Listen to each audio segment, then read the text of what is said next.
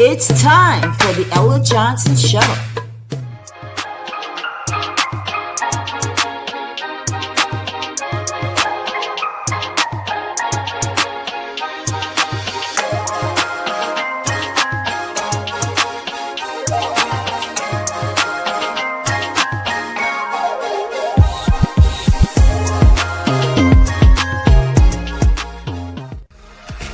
Thanks for tuning in to the Ella Johnson Show, where there are two sides to every story. Enjoy the broadcast.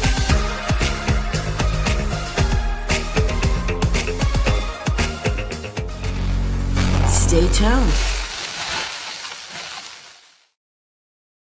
Hello, everyone, and welcome to the Ella Johnson Show. I hope you guys are enjoying this Black History Month.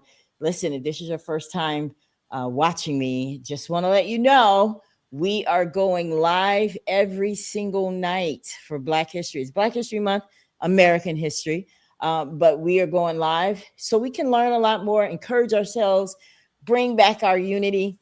So I am just excited that you have tuned in with us tonight. If you're watching from Facebook, do me a favor and share the broadcast.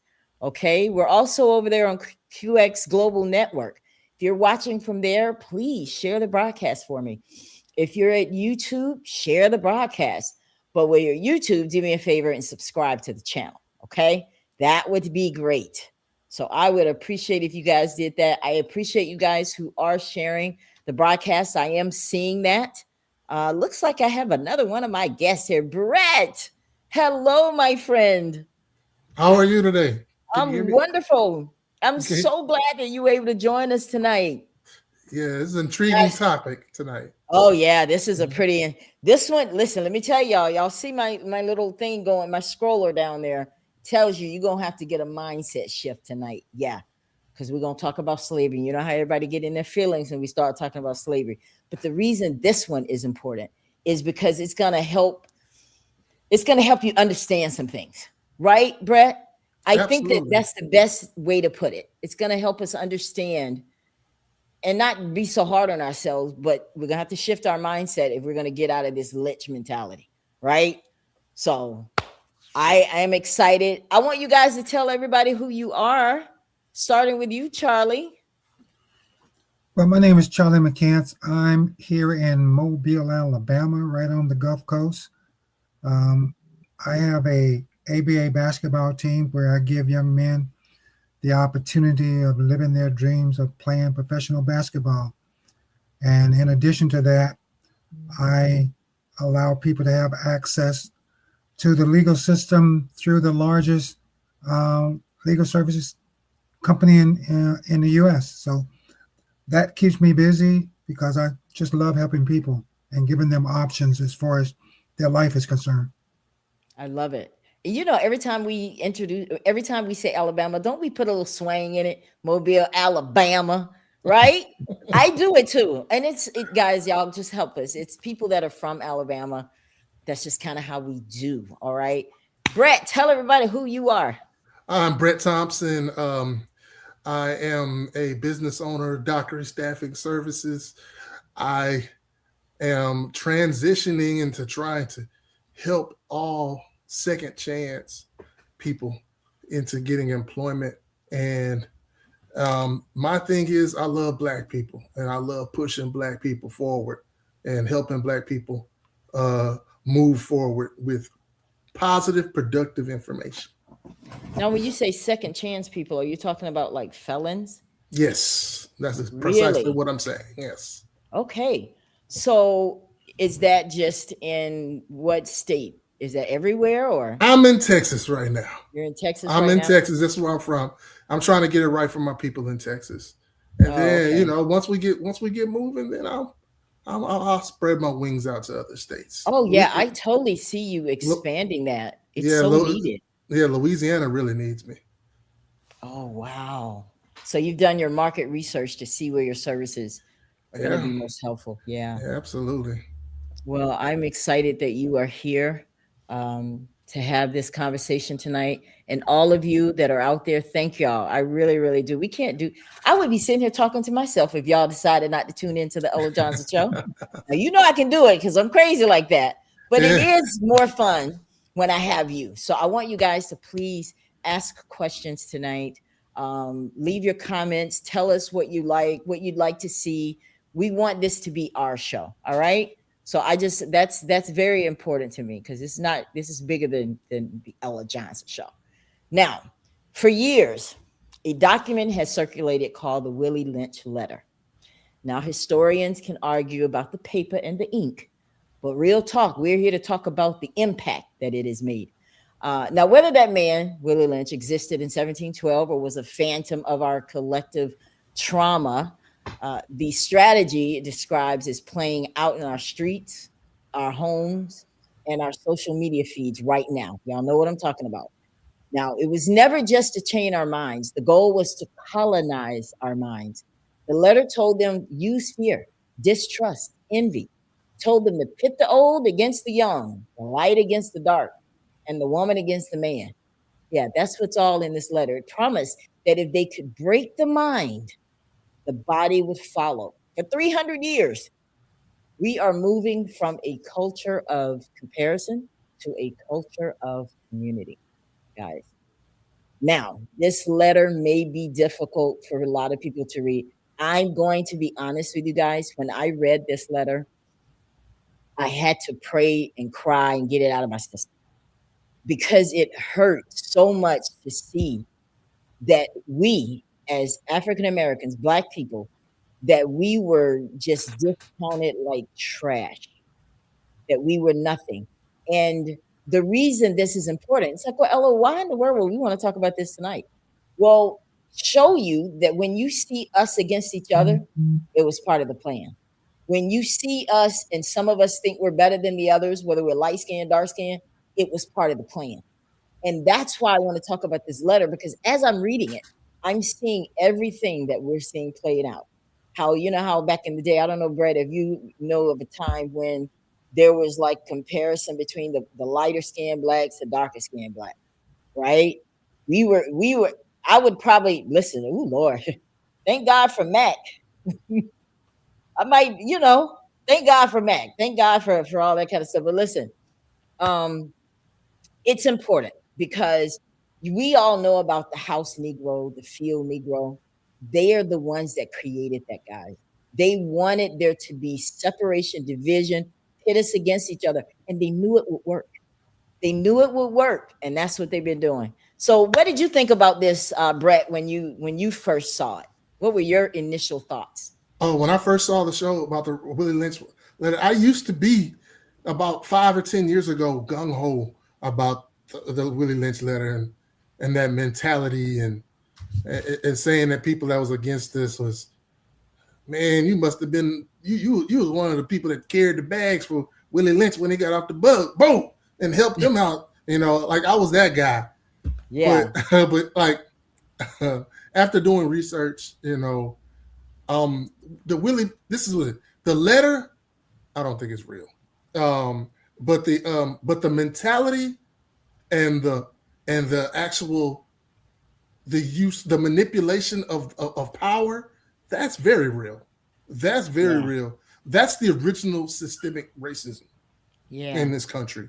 Um, uh, I believe people talk. I believe slave masters they got around the Cracker Barrel talking about this stuff, but I don't think it was one dude that came from the West Indies and was on the river bank in Virginia, and all the yeah. slave masters came and you know. For one thing, Because that's slave masters didn't leave the plantation that much for that long.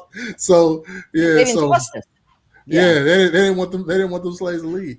Yeah, and yeah, then and it was supposed to be in the early 1700s, and then yeah, in the letter that it uses language in the letter that yeah. wasn't used back then. Right. Those are Words like yeah, refuel and yeah, foolproof that yeah, wasn't part of the American lexicon back then. yeah. That's true, guys. I mean, everything he's saying, and that's why this is an alleged letter. That's why I had that Hmm. because no one really knows, but it has been referenced a lot. This is the Hmm. thing. It has been referenced a lot. And I'm going to tell you, in 19, what was it? It was during the Million Man March. It was talked about. And after Mm-hmm. it was said in the Million Man March, it was just repeated. It just took off like wildfire. Then a librarian got a text from the St. Louis Negro pages or something like that, and it just spread like wildfire. So it was coming in digitally and through speech. And so that's what was making it grow. And then there was some guy that came later on that said, "Oh yeah, it might have been created in like the 60s or the 70s or something like that." So let's just for the record here, for our disclaimer, say that this has not been proven. Is that a good Mm-hmm. way of putting it, Brett? This has not Right. been proven to be an historical letter, but it sure makes sense. When you Mm-hmm. read it, it's like, I don't know. It Um, sounds like and we're gonna get into some of that, right? yeah. So, what about you, Charlie? How are you feeling about this conversation? I agree with you guys, but one of the things that I looked at is that the how it's applied is kind of like the the flea syndrome, to where you put a flea in the jar. Mm-hmm. Once you put the lid on, and after a while they are content to just staying in the jar because of that's the way it is. And I think that even with the things that we do today, that we have to continue to shift our mind, Mm, improve our thinking, and improve our knowledge to where we understand where the limits are drawn and where we can move beyond the restraints that other people put on us. Because when you look at even with growth among siblings and children, they will put things in place to prevent the other one from advancing. But it takes, mm, a strong mind, a strong will to understand that the only limits that you can have are the ones that you put on yourself. And when you right. really understand that, then there's no boundaries. You can go, come, do whatever you want to do because you don't put any restraints on yourself. And I think that as a people, that's where we have to get to. Yeah, and I'm glad you said that, Charlie, because that's exactly what Frederick Douglass said about this situation. And I'm going to get into that a little bit later, but I want to just, for people that are just tuning in, they have no idea who Willie Lynch is. Okay, guys, Willie Lynch, if you've watched the movie Great Debaters, one of Denzel's complete quotes came from this letter. That when I saw that, I went, that's Great Debaters, when he was explaining them who Willie Lynch was. Mm-hmm. Okay, right? So if you've seen that movie, you know what I'm talking about. But Willie Lynch is a slave owner who was invited to go to Virginia to teach them how to control their slaves, right? And so this letter is supposed it is his plea to them and telling them this is what you got to do if you want to keep the niggers in line. Okay. And so he lays it out in this letter. So that's where that comes from. Now, what he was trying to do, this is just from research. Okay. And I want you guys to chime in on this. He said that he wanted to exploit every possible difference among slaves to create conflict. Why would he want to do that, Brett? Why would he want to? Why would he want that? Why is that an objective? What's the purpose of that? Why would he want to exploit their differences to Okay. create conflict? Okay, How big because a deal make it? the original, I mean, the original strategy in war is divide and conquer, Right. right? Mhm. Because there's strength in numbers, and then once you divide, and when you divide and pit people against each other, that weakens them as a whole. Even if they're more than you, even if there's more of them than you can control the masses by dividing them and pitting them against each other. And it's not just that's not just in slavery. It's in everything in life. Oh yeah. And the reason this was interesting to me because I said, "Wow, if we can figure out how to dismiss the lich mentality." the Lynch mentality, we would be so much better, because I'm telling you, everything that they're talking about, guys, I see it. I see it. And one of the things they said that they focused on here, they focus they want the slaves, that they will focus on being so angry with each other. Hello, somebody, pay attention. Mm-hmm. They will be so angry with each other, they won't be mad at the master. Right. Ain't that something? You're so when you see people that take up for the master and turn against their own, this is what was in this letter. How do you feel about that, guys? It's redirecting the focus. That's really what it comes down to. Because when you change the focus, you change the outcome. Right. Like it's almost like, you taking away people's health care and raising their taxes, but you blaming immigrants that's coming in. Right? You see? I'm telling you now, that's a good point. Expound on that a little bit, Brett. That's good. Yeah, I mean, Donald Trump fits the dictator to a T almost. Basically, what he does is whenever there's something that's unpopular that he passes or anything, one of his policies is not working, he shifts the blame to someone else. He always has a boogeyman. You remember when 4 years ago when he ran, the boogeyman was CRT, was critical race theory. Right. And that was, they're teaching us to hate, that they're teaching kids to hate America. They're teaching the white people to be ashamed of themselves, blah, blah, blah, blah. When he ran the first time, it was about building the wall, about the people coming over, so basically he needs that they need that boogeyman. They need that boogeyman to really take the people's minds off of the stuff that really affects them, like the economy, the price inflation, the price of groceries and gas and things that's going up. Those things that are continuously inflating. So yeah, it's so funny that you say that, because I think I heard, not to talk about Nikki because we talked about her a lot last night, but she made some kind of comment about how teaching Black history can hurt white kids, like it could traumatize them. Right? The truth is the truth. Like, let me ask you something. Have you ever heard? Have we ever had any issue of learning Jewish history about the Holocaust or nothing like that? And if anybody's been traumatized, it's Black people. Because we celebrated the Diary of Anne Frank. I read that in the 6th grade. I remember that. We celebrate that, and we talk about the Holocaust, and we talk about World War II and all that, and how we defeated Hitler and all that. Blah blah. We've done all that, but we don't talk about slavery. We don't talk about the African Holocaust, or we don't talk about what happened. We don't even talk about what King Leopold did in Africa. But this is part of our trauma. I'm gonna get to the Willie Lynch, because Black folks, our trauma has not been recognized by people, and part of that's like by not getting reparations and people saying get over it. That was a long time ago, and moving up there. Hey, I'm a 49-year-old man. Everybody knows who Ruby Bridges is, right? She integrated schools. Exactly. Ruby Bridges is 5 years older than my older brother. You know what I'm saying? She's not older than my parents. She's older than my brother.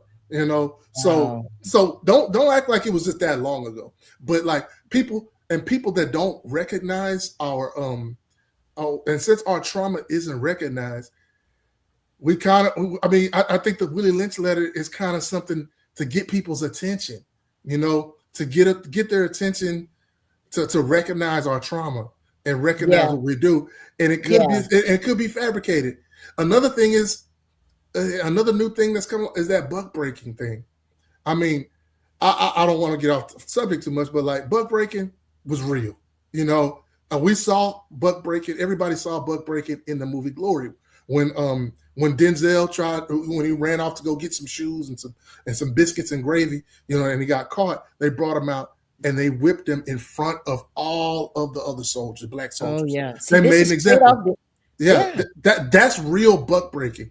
Yeah. Now they've evolved it because of the the prowess of LGBTQ, and now they say that buck breaking was taking a man and sexually assaulting him in front of everyone. Wow. I'm not sure. I'm not sure. I'm not sure about that, because I believe in documentation. Right. Abolitionists, they were the original snitches in society. They took everything they saw and they reported it to the Library of Congress. And they report chattel slavery, where they put bags over slaves' heads and made mothers have sex with daughters or sons, and fathers with daughters, and brothers and sisters. They reported that, and that's well documented in the Library of Congress. But a lot of stuff, the stories they talk about in buck breaking, a lot of that stuff isn't. And there are a lot of college. There's not many college scholars that back up, that agree with back it. But it's our trauma. That's our trauma. Yeah, making things a lot worse than it was, because people aren't recognizing it. Yeah. So it's like we keep trying to make it recognizable. It's like, okay, well, listen to this. Okay, well, listen. Yeah. Mm-hmm, but exactly. But like with this letter, guys, let me tell you what his method was. And we're not going to get through all of it tonight. Tomorrow night, we're going to take you up tonight, up until when they actually describe how they did it with the horse and what they call the nigger. I hate having to repeat it, but it is in the letter. So this is how they divide it. Skin tone. Okay. Now, before we talk about how he did it, do you see us doing it, Brett? How skin tone is an issue? We can start with that one first. Absolutely. Like, when I was in college, I have a horrible paper bag story. And like, I mean, but they've been beating that into us since slavery, that lighter skinned people are a higher standard of beauty than darker skinned people.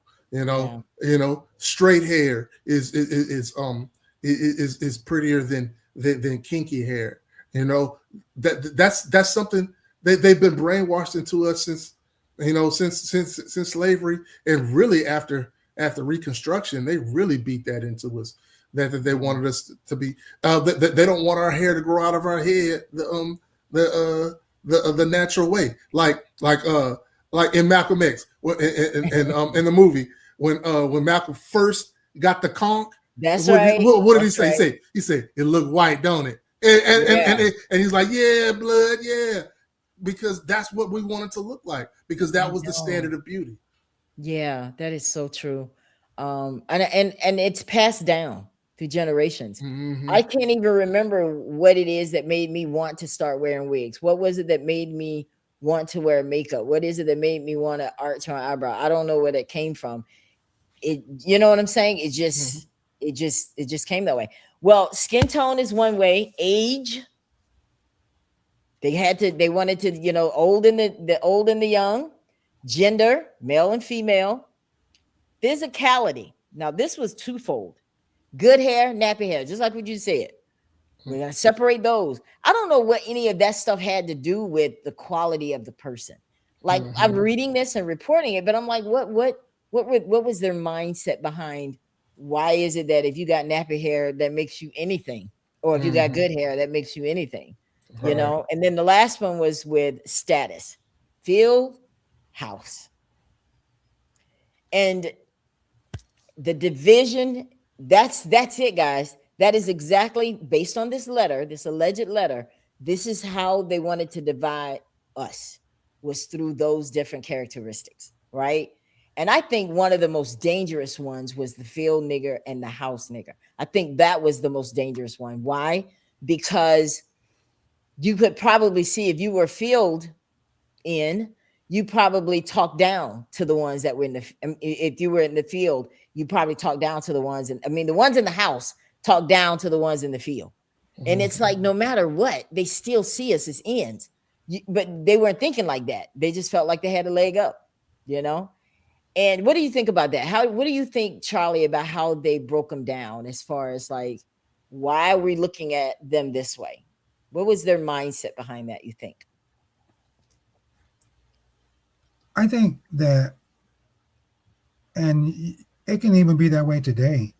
You know, when you run out of reasons, it's a lot easier to pick up the next closest thing to it to be able Mm-hmm. to use. Yeah. And the more options that you have, the more division you can create. Because when you know, the people in the field, they're already working the hardest. They are the ones that's out there from dusk to dawn, taking care of the crops and things like that. So if you're in the house where, back then they didn't have air conditioning, but it was a lot cooler in the house than it was out In that openly field. in the sun. And Yeah. even like prime example, like today, um, a kid that might be a little slow on learning, how people will put him down about he's stupid and stuff like that. But when you really get to know the person, it's just the case that they don't grasp things as fast as some people do. Right. But they still get put down. Same thing with when we look at kids bullying each other. They bully Yeah. them because I got nicer shoes than you have, or my shoes are different color, or you got a hole in your pants. Now the holes is more easy to deal with because they sell brand new pants with holes in them. So now they can't use that Right? reason. They It's got hard can't to use, find pants without holes now. and they Right? cost even more with holes. Exactly. So when it comes down to it, it's just a case of identifying things that you can use to put a person down. Yeah, I and would, How small or how large. and the yeah. field and the house niggers, that it was also a power complex too as well. The field. The house Negroes, they ate a little better. They They got ate better. they ate better. Mm-hmm. They had better clothing. They Mm-hmm. had access to more things. So And they and, felt like they was and better. exactly, and they also thought that if they didn't separate themselves with the field Negroes, they would be sent out there with them. Right. So Yeah. so basically, so that was another reason for them, an incentive for them to separate themselves and look down upon the people outside working in the fields. I want to take Dr. Felicia, and I'm so glad she said this because this is the reason we're doing this show, Dr. Felicia. She said, just tuning in, unsure if the letter is fictitious or not, whether Willie Lynch is real or not, jealousy or whatever. We should be more uplifting and supportive of each other. You said that, Dr. Felicia. I agree. And it's getting worse day by day how we're so quick to just throw people out with the bat. I mean, it's like we are traumatized. There's some people that are still stuck in this mindset. There are. We're going to talk about at the end of this series what we need to do to move towards that. But I want to share, thank you so much for your comment there. I want to share uh a piece of this thing. This is him addressing people. And I'm not going to read the first paragraph. He says, I caught the whiff of a dead slave hanging from a tree a couple of miles back. You're not only losing valuable stocks by hanging, you are having uprisings. Slaves are running away. Your crops are sometimes left in the fields too long for maximum profit. You suffer occasional fires. Your animals are killed. Gentlemen, you know what your problems are. I do not need to elaborate. He's telling them, okay, I'm here to school you because I just caught your slave hanging from a tree. That's your resource. That's stock for you. What are you doing hanging him? You need him, right? So have you, before I go on, have either one of you guys ever witnessed or know someone who's ever witnessed a hanging? Somebody got a what? A hanging, a lynching. Oh, Have you ever been close to that in any kind of way? Because I haven't. I'm from Alabama, but I haven't been, and you are too. Have you, Brett, like ever been no, close to it to see what it looked like other than pictures? No, in high school, we thought our one of our classmates was lynched, but it turned out that he took his own life. But no, I haven't seen a lynching. I mean, not in real life though. The closest thing that comes to a lynching that I've even been be exposed to is James Byrd in Jasper, Texas, when they drug him behind that truck. I remember that. That was in Texas. That's right. Yeah. What was the context behind that? Where was he that they got a hold of him to drag him? Like he was. I want to say he was just walking home from work, and they were the first white people ever executed in Texas for killing a black person. Oh wow! And that was in the 90s. Yeah, it's sad that was still happening in the 90s. Right. Yeah, it is sad that was still happening. I want to go to another page, guy, because I want y'all to get into the meat of this. He says now, don't forget, you must pitch the old black male versus the young black male. And the young black male against the old black male. You must use the dark-skinned slaves versus the light-skinned slaves. The light-skinned slaves, you must use the female versus the male versus the female. You must also have your white servants and overseers distrust all blacks, but it is necessary that your slaves trust and depend on us.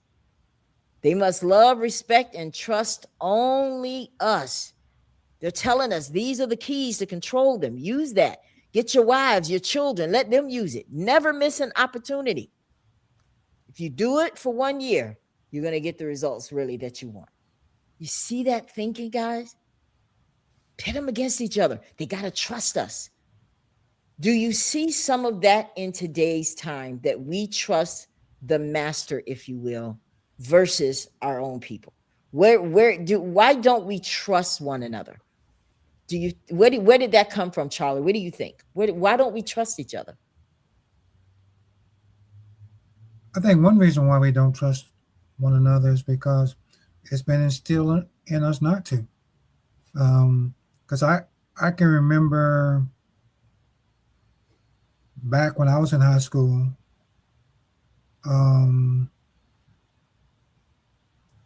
used to hear it a lot, because like I graduated in 67, and then when you look at in the mid 50s, school was different, totally different. The things that we were taught was totally different, because for one thing, school books was not totally up to date. That's right. With that, we're already getting old news. Yeah. And I think another thing too is that when I was growing up, people wasn't exposed to the things that they're exposed to now, because nowadays, you click your phone and you got access to whatever you want. Mm-hmm. And if a person wasn't just taught to, from an education standpoint, teachers nowadays, they're a lot more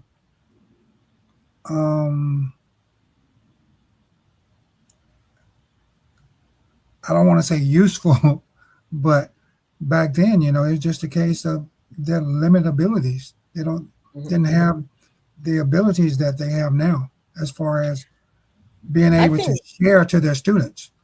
I have to be honest though, Charlie. I think that for us to have limited resources, we did pretty good. Yeah, absolutely. When you think about it, a lot of the inventions, Brett, we came up with it. That's going to be a whole show, guys, because we're going to be doing a whole bunch of those with inventions that we did, like heart surgery. Okay, that was done by a black man. Where did he learn to do that? Where did they get this natural ability to know how to create Levi jeans, the blue that's in the Lee, and create jeans and stuff like that? Like, that came from somewhere. Somewhere along the line in their life, whether it be at school, whether it be in people that taught them. I just think that white people lost the opportunity to really make this country great.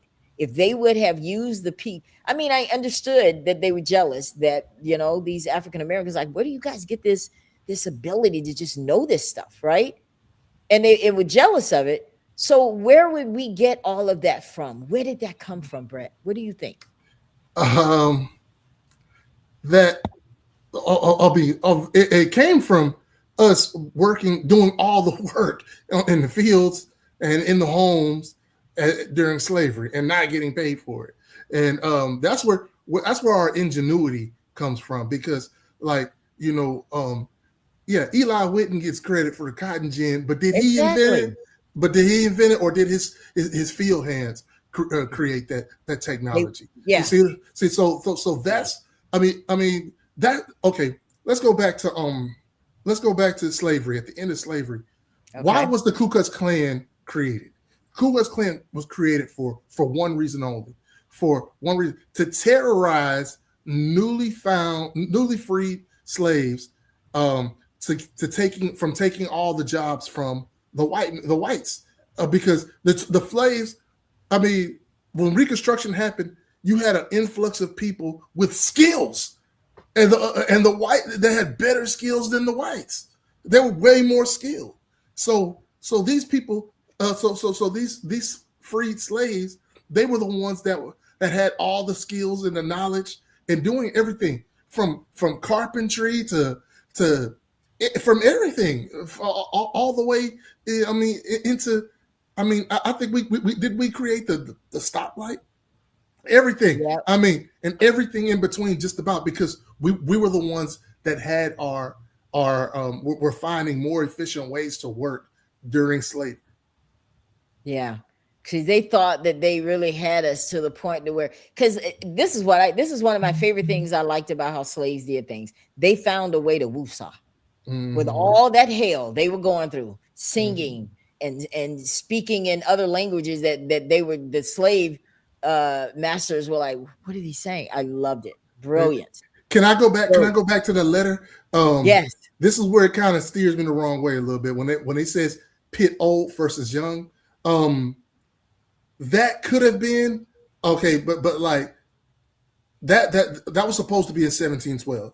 Okay, that's less than 100 years of slavery at that time, and we're talking about bringing a culture where they revered their elders. You know what I'm saying? Like that, and I can understand that's what they wanted to do. They wanted to try to drive a wedge between the elders and the young people.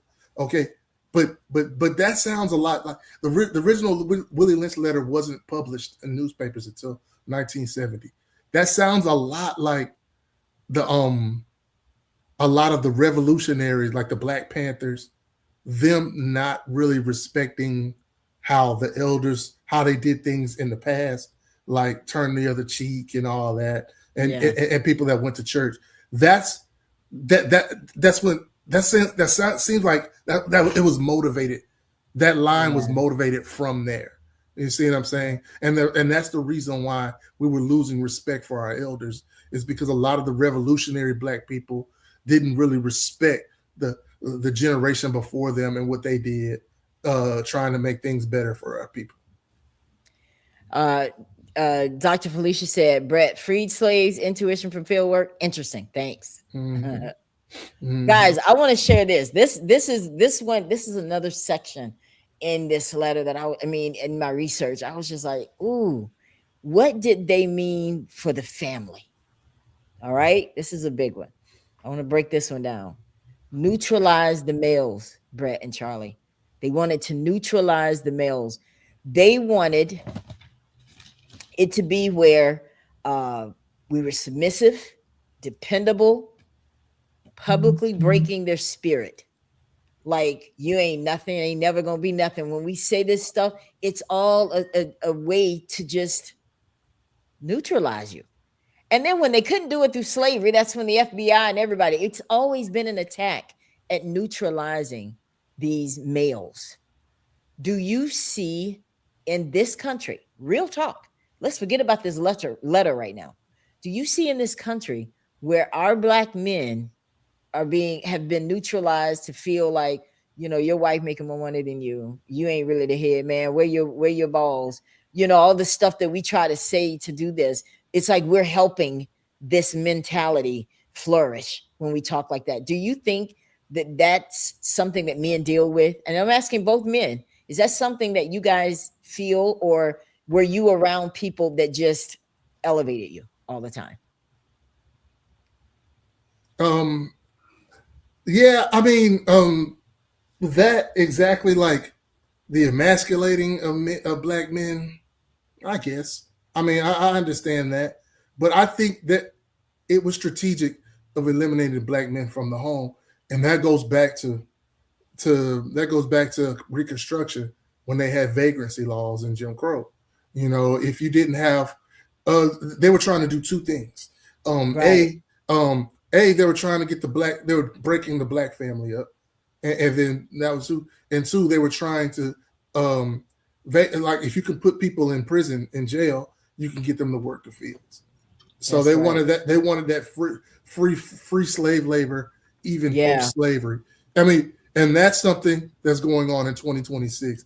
If you go to Angola in Louisiana, they're still doing it. I mean, they're using black men as slave labor out there in the fields and swamps and everywhere of Louisiana. Even now, you mean? Yes, absolutely. Absolutely. Well, Crystal Tucker is here. Welcome, Crystal, to the Ella Johnson Show. She was speaking with her producer, because listen, y'all, if y'all watch My Hero from DeVille, y'all know Crystal's about to be at Hollywood. What you say? She went from Rockwood to Hollywood. Rockwood is the apartment community she used to live in Monroeville. She went from, Crystal, that's the title of a memoir or something. From Rockwood to Hollywood. So you said it. A movie. What's the title of the movie, Crystal? Shoe Fly. Shoe Fly. It's gonna be a good one, guys. I'm telling you. She's a natural. I'm just gonna put it like that. Crystal, welcome to the Ella Johnson Show. Have you been listening so far? Kind of, sort of. Okay. So what do you think about this letter? We've already established that it's alleged, but how close is it to what's really going on? What do you think? Well, the backstory is that the Willie Lynch letter appeared on the server, I think at a university in Missouri, St. Louis or somewhere, back in the 90s, and it caught on like wildfire. Yep. The authenticity of the letter is questioned because if you read the letter uses words and phrases that were not in use in the 1700s, such as the word foolproof. The word foolproof was not in use until the late 19th or the early 20th century. So we do know that the letter is questioned based upon the verbiage of the letter. Right. However, the concepts in the letter appear to be as if someone were sitting around a round table and caught some notes and put them down and allowed these notes to be studied and printed and interpreted to where it appears to be the actual techniques, strategies that were used to break slaves. I think so too. It's when you do the comparison, I'm sorry, I'm like, somebody was talking to somebody. Right. And maybe they just don't want to own it. Maybe that's what's happening. The letter might not be real, but there is no doubt that these were the tactics that were employed. I agree. And I was also mentioning, Crystal, how Million Man March, that was mentioned as well. And it blew up from that as well. And it's in Denzel. Remember in Denzel's movie, the Great Debaters? That one thing, we're gonna show that quote that he said in there. But yeah, I mean, it shows up a lot. So it is believable. And at the end of the day, the bottom line is that we need to unify. We need to see that, get rid of this Lynch mentality. Because I'm gonna tell you how Frederick Douglass did it. You know, he had to do some things, but we're gonna talk about that. So, Crystal, do you have any comments about anything that so far? Because what we were just talking about is how they were breaking down the family.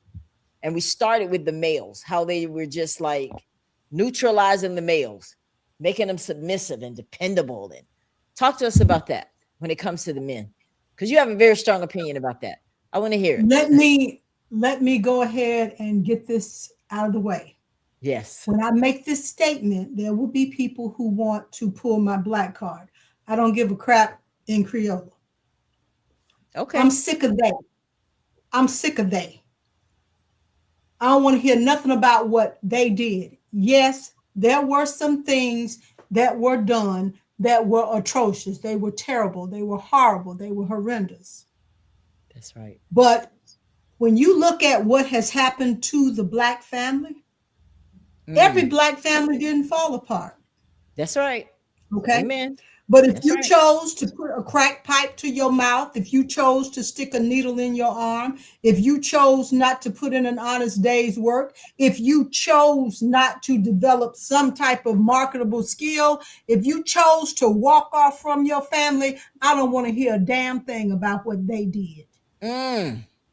Now, so let's look at it. Because one of the biggest problems we have collectively as a people is that damn external locus of control. Nobody has your black ass on remote control and they can't make you do nothing. Tell me, how is it that so many black people, so many white people can make so many black men do something and you got some don't even show up in court? That's why you got parole officers. You got Negroes who won't even do what they PO and they parole officer say. So don't come telling me what they can make us do. And I'll put it on the women. There is nobody that can make a woman recklessly breed and half raise her children. That's right. Nobody can make you do that. A lot of what has happened to us boils down to choices now. Now, back in the day, you didn't have no choices. They had breeding farms. They put men and women on farms and they made them breed. And sometimes they were bred with their own relatives. That's where the word MF come from. That's right. That's where the word MF comes from. It comes from the breeding farm because there were men who actually were forced to breed with a woman, any woman, even if she were their mother. That we cannot erase. But since we got all this affirmative action, or which is being threatened by the DEI rules. But let's move past 1965 until now. Who has made us sell drugs to our own people? Now we're getting into a real conversation. If you're just tuning into the Ella Johnson Show, you have already recognized. Who's putting a gun to a black woman's head and making her pick out a baby daddy because she's too trifling to develop a skill to work, to develop anything about herself. And then when he does not choose to stay with her forever, we got to go down to the courthouse and you put him in a form of indentured servitude.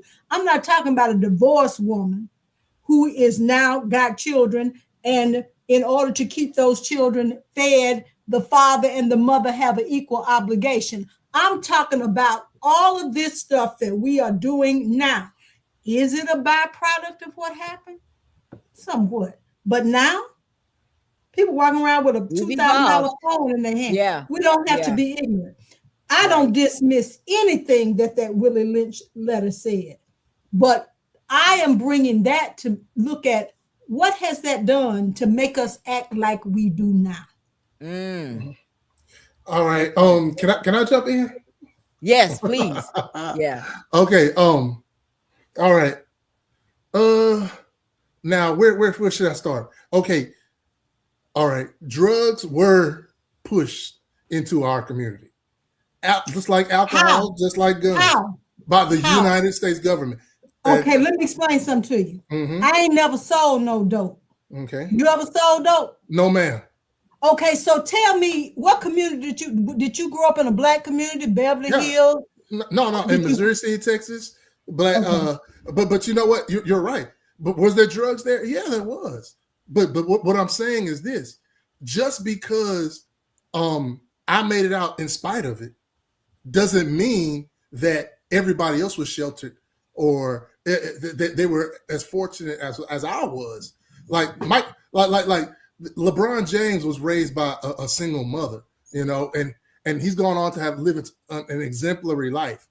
But does that mean that everybody should that grew up with a single mother without a father? No, it doesn't. It doesn't. He made it in spite of those roadblocks and those pitfalls. Now as far as the Black community, we pay taxes.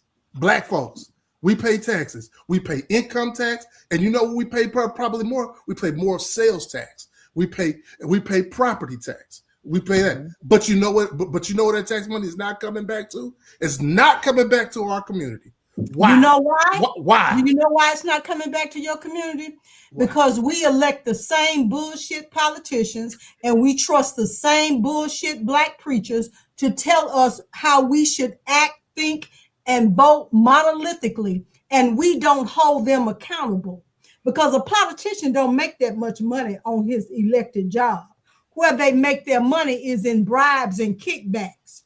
Okay. So here's the thing. If you don't pick up the paper off the street in front of your house, why should they give a damn if your street is paved? But okay, all right. In white communities, when they throw paper on there, it's picked up. It's picked up. You know why? Their heavy trash is brought to them. It comes weekly. Okay. No, it comes twice a week. It comes twice a week. Exactly. Why is it not being done in our community? Why? Because this is why it's not being done. They have city council meetings. Mm-hmm. And I don't know about you. I don't know what they do in nobody else's neighborhood. Speak. I already know where you're going. It's true. But if I can't go, I can tell you which of my neighbors goes. Ask the people in the neighborhoods where the trash isn't picked up. Who is your city councilman? Who is your city councilman's administrative assistant? What is his public phone number? What is his email? When and what time are the city council meeting? The squeaky wheel gets the noise. I understand. Now, what state do you live in? Mississippi. You live in Mississippi.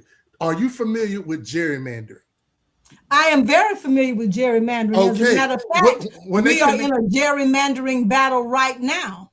And I know the people in the congressional district. However, I know gerrymandering and zip codes and all that over here where I live, you can't gerrymander the fact out that they're gonna come pick this trash up twice a week, right? Without fail. Here's my thing. You know about gerrymandering. I'm in Texas. You know what they did. They gerrymandered us. What they did was they hooked our biggest Black communities up into bigger white communities. Yes. So now they know without fail that a Negro is gonna vote for a Democrat. They gonna vote Democratic if it's a turd on the ballot. All right, okay. But now these Black people, these Black districts are controlled by white congressmen. But they always were. They always were. They always were because your politician belongs to a political action committee or a corporation. The lobbyist is in his ear. If you vote instead of voting in a block, if you educate yourself about who you voting for, if you stop voting for your frat, your thyroid, your pastor, your church member, and understand this, ain't nobody coming to save you. A politician's job is to enrich himself and to make sure that he becomes prosperous off of your problem. Okay, now the white politicians, the Republican politicians that's over these Black districts now, these Black communities now, they're not sharing the resources. The Black one wasn't sharing the resources. You got Black gatekeepers that kept stuff from you just like white. See, here's the thing. You don't like who you like leading you. You don't like who you got leading you. Vote their ass out. But you got to go to the polls and you got to have educated voters. And we don't really always, now we don't have enough boots on the ground educating the people who are voting. You have to be able to make an educated choice. Now we ain't enemies and as opposite as you think we are, Mr. Thompson. A lot of our people don't vote because they're apathetic, because they think it's not going to make a difference, because they don't know what the difference is. You're right. Because that money, we got to change. We got to change that. How do we change that? How do we change that, guys? How do we get people excited about the 2026 midterms? How do we get them excited about that? What do you think, Charlie? Tell them what they really have to lose. There you go. That's a good idea. What do you think, Charlie? I agree with her, but what I also know for a fact is that a lot of the things that we do is all about choice. You know, if you're depressed and you feel like you have to get a drug or alcohol or whatever to bring you around, that means that, one, you got low self-esteem, your desires to improve yourself is low. But with that choice, you have to decide, okay, which is the worst of my two evils? Just giving in or putting it down and go do something about it. Because a lot of time, people just don't want to put in the work. Same thing with voting, because like here in Mobile, I volunteer, I go out, I walk the streets, telling people about the importance of going and vote, that it's a choice, true, to do so, but it's also a choice not to vote, because every vote counts. And all of the people that says, well, my vote don't count, how do you know until you go? Because if enough people go, then that's where the change is going to come out. But we have to get to that point to where we're willing to lace up our shoes, roll up our pants, and get in the mud and it'll be the first ones to complain. First ones to complain. I don't understand that. So Charlie, is that all you hear when you're out there trying to get people in your community to vote? Is that it won't matter? What other kind of reasons do you hear? I tell a person now that if you're not going to make a difference, then don't complain about it. Because I have the same issue with my ball players. They complain about having more time in the game. And then I tell them, say, okay, if you want more time, then you have to vote more time to your craft. Because the coach is going to put in the people that's going to get the job done to obtain the win. And if you're not doing your part, then we're not reaching the objective of having a winning season. So the same thing apply with people in the community is, if you're not happy, like she was saying, with what's going on, then be willing to make the decision to do the work to make a difference. Because if you just sit at home and say, well, you know, this is this and this is that, nothing's going to change. But you got to be willing to. People just don't want to work now. That's what it comes down to. They want to do what's required to help get there. And it's not just one or two people that's going to make it happen. It's going to take a whole lot of us. Do you guys think that, let's just start with the Democrats. Do you think the Democrats are ready for the election? Brett, I'm going to start with you. Do you think we're ready for it? To a certain extent. I think the Democrats, I hate to use the word soft. You know, Democrats are soft. They're not willing to get down and dirty and do the same tricks as Republicans do. They want to do things, you know, I'm not even going to say the right way. They want to do things they want to do things according to how things have always been done, instead of fighting fire with fire, you know, and using, like, I think Gavin Newsom is ready. I think he's ready. I think he's willing to get down and dirty.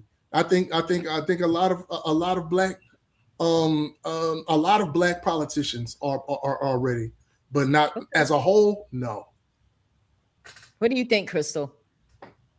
Do you think we're ready for this election, or the Democrats? No, because we've been winning some elections across the country. We've been winning, but we've been losing also. Why don't you think we're ready? First, have you ever heard that phrase where you say you win the battle, but you lose the war? Yes. Okay. Yes. Now, if you honestly want to know the truth, the Democrats have never been ready for any election. They may have won, but they weren't ready, because winning the election is the easy part. It's kind of like getting married. The wedding is the easy part. Oh, It's yeah, the but the staying marriage. married is the hard Yeah. part. Okay. So we got really, really emotional because certain people that we liked were popularly elected to a high office. But when you look back at it, let's even go back to the Obama administration. What did we gain collectively as a people from the I'll put it this way. Who do you think I'm on this benefited one. most? You take it, Brett. I mean, all right, the seat is not set up. The system is not set up for Black people to solely be risen up. You have to do a rising tide, lift all boats. And that's what Obama did. There is no, we can't, you know why? Because we're not unified. We can't even decide on what we call ourselves. You know, what are we, African Americans? What are we, Black? What are we, FBA? We ADOS? We this, we that. How are we going to put in legislation to represent us if we don't even know what we call ourselves? So there's no way, you know. Let's so there's no way to entertain do this it. for a moment, if we will. Is it possible that all people of African descent are not a monolithic group of people? True, absolutely. Just like Europeans aren't. But so that is one thing. I think that sometimes we think that whatever is a one size fit all. And Mr. Thompson, do you agree that it may not be a one size fit all? No, it might not. It might not. But Irish Americans, Polish Americans, French Americans, Italian Americans, they all put on MAGA hats. Okay. Now, while I agree with you that one size may not fit all, I do believe that there should be something for everybody. Here's where the problem comes in. Investment. You cannot get very much out of anything until you are willing to make an investment. Okay. To get what you want, even in your personal life, you've got to make an investment of some kind, whether it be time, right, physical labor, or money. And if you don't make an investment, you cannot demand from somebody else more than you're willing to invest in yourself. And the truth be told is that in majority African American communities, there's very little investment. Okay. Are you saying that investment is from the very little investment from the people or the community? I mean, or the government? Okay, let me put it this way. The minute that I expect you to give more of a damn about whether my lawn is manicured, my lights come on the ground, my sprinkler system is working, the minute that I expect you to care more about the maintenance, the upkeep of my house and my yard is the minute that mine is starting to rot down. I am stupid, and I'll use the word stupid. I would be stupid to expect you to care more about what is going on in my house than I do. I agree with that. All right, but maybe it's not caring more, but how about looking out for each other? How about, like, man, I work a double shift. I work a double shift, and my wife works and she's in school at night, and we're doing things to get our we're trying to make ends meet, and then and my kids are out. My kids are latchkey kids that come home. I mean, are you gonna close the door on my when you see my child outside doing something, or are you gonna step in and be like, hey, you know you ain't supposed to be doing that. That breast depends. child. I mean, that's what we lost. We've lost community. That We depends. lost Right. the village mentality. That's That right. depends. That depends. Okay. Well, I agree to that for the simple reason That that depends. it depends on If I the come, parent. that depends. Yeah. If you offer me some assistance, but if you say, well, Miss Crystal, I can't cut your grass every week, but I can do it every 2 weeks and I'll trim your hedges. That's a start. That means that you're willing to help me help myself. But now I can't expect you to come over there, cut the grass, mow, You're right. edge, You're absolutely. down. You're absolutely right. But like when you're right. I'm out cutting my yard, and my neighbor needs their yard cut too. While I'm out here, go on cut it. I mean, but what I'm saying is that I'm saying that we don't have that anymore. For one thing, we live in a lot of apartments now, and B, we live, and then the ones that's made it, we've moved to white communities. So basically, so now no one can even. We grew up. We used to get whoopings by our neighbors because if we was I didn't grow outside up in doing that stuff. time too. Now you can't look at somebody else's child sideways without being without being cursed out and video and put on social media while doing it. You see what I'm saying? And you know why that happened? Why did that happen? Okay. First of all, nobody can tell anybody anything. Now I'm going to make somebody real mad right now. I am old enough to remember that when there was a pregnancy in which the parents were not married, you had some people that tried to shame the girl, which is counterproductive. And that wasn't good. Right. And we stopped that. And we started realizing that these lives can still be salvaged. And a lot of single mothers and divorced mothers have gone on to build creative lives. But the pendulum swung too damn far. Now, I'm not one of them people that think you're supposed to make the girl come up in front of the church like she about to be stoned. But the pendulum went too far the other damn way. Now we having reveal parties and baby showers. We reward foolishness. We celebrate craziness. A young man comes home with a letter saying that he's been accepted to an Ivy League school. Crickets. Pookie getting out of jail. Boom, Quisha having her 5th baby. Baby break out the ribs and the Hennessy. We gonna have a party. As long as you reward foolishness, as long as you celebrate poor choices, and you ignore the people that are doing things right, as long as in our community, rappers and basketball players are celebrated more than the men who get up and go to work every day and take care of their families, more than teachers, more than carpenters, more than plumbers, electricians, businessmen, attorneys, we're going to have that problem. As long as our children are not taught the Negro National Anthem, but they know how to do WAP and they know where them fans at, we're gonna always have these problems. Not where the fans at, Crystal. Yeah, because we don't want to be accountable. We love bullshit. Party before everything else. Wow. I want to go back to something you said, Brett. You said that when Black people make it, they move out of the Black community and move into white neighborhoods. Based on what you've seen and experienced, why do you think that is?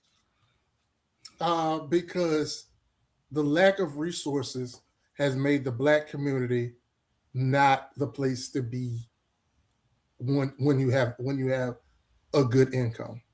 It really isn't. Lack of resources. Our schools are dilapidated. You know, our roads are dilapidated and not taken care of, and we don't have. And I mean, and Black communities are food deserts. We don't even have grocery stores in Black communities that provide proper food. You see what I'm saying? So it's made in an undesirable place because the Black community isn't invested in until it's time for gentrification. Well, why is that? I mean, why? I'm trying to figure out who's putting the gun to our head and, won't pay the taxes, won't cut the yard. You got 11 grandsons and 12 granddaughters. You got enough people around that house. You can give each one of them Negroes a hammer and a nail. They could build a damn house. But they can't build a grocery store. They can't build a hospital. Here's the thing, though. But you got all these Negroes with more degrees than a thermometer, and none of them can get together and write a grant. None of them can rehab one of those old buildings. I've seen it done. And I'm going to tell you why people who can afford to leave the neighborhood. Okay? There's some things that can't go on over here where I live. They can't. Ain't nobody blasting no music. I'm not hearing popping fans and what bitch better have my money at 8:40 tonight. In the neighborhoods where we populate, we don't respect each other. Miss Tucker, could you tell your granddaughter when they walking home from school, I'm going to put a garbage can out here in front of the mailbox and ask them to put their snack packs and cans in there. Don't say nothing to my damn grandkids. How you know my grandchildren threw the paper down in front of your yard? In a HOA covenant restricted neighborhood, I don't have to be bothered with that. We don't respect each other. I'm not going over here. Mr. Thompson, I cannot have a barbecue over here and park cars all down the street, block your driveway, and not even have the decency to come over and say, Mr. Thompson, in about 3 weeks, I'm going to be having a barbecue. I'm going to have a cookout. And you're a neighbor. I would very much like for you to come, but I want to ask you, is it okay if they park as far as your mailbox? I'm going to have relatives parking. If you have extra parking spaces, can we work together to make this happen? What time do you have to go to work? Are you working that weekend? What time do we kind of need to pare this back and shut the music down? It's not to disturb you and your family. That's respect. That's how it should be. I agree. Charlie, jump in here. What do you think? Not to cut you off, but Charlie, what do you think about why? Because this is very important, because this has a lot to do with this trust and this envy and all this stuff that we talked about. This has a lot to do with it. So, Charlie, what do you think? Why do you think when I've gotten to a certain economic status and now I want something better, I'm moving out of my neighborhood, taking the money out of my neighborhood, going somewhere else? Why do you think we do that? Because one, now that you have the money, you feel like it's not worth you staying because you can afford to live somewhere else. And most of the time they do. Now, one of the things that you find now is after they've gone for 20, 30 years and they've reached that age to where they're not doing anything else, they're moving back to those communities. But moving back, they're not contributing in a way that's going to really help it to grow. It's just a case that they're tired of the fast life. They've worked 20, 30 years to feel like now is retirement time, and because my pace is a little bit slower, I can do it at home because cost of living is going to be. I'm sorry. Please continue, because you were saying that when they come back, I heard you say something very significant, and I want you to continue. You say that they come back, but they don't invest in those communities?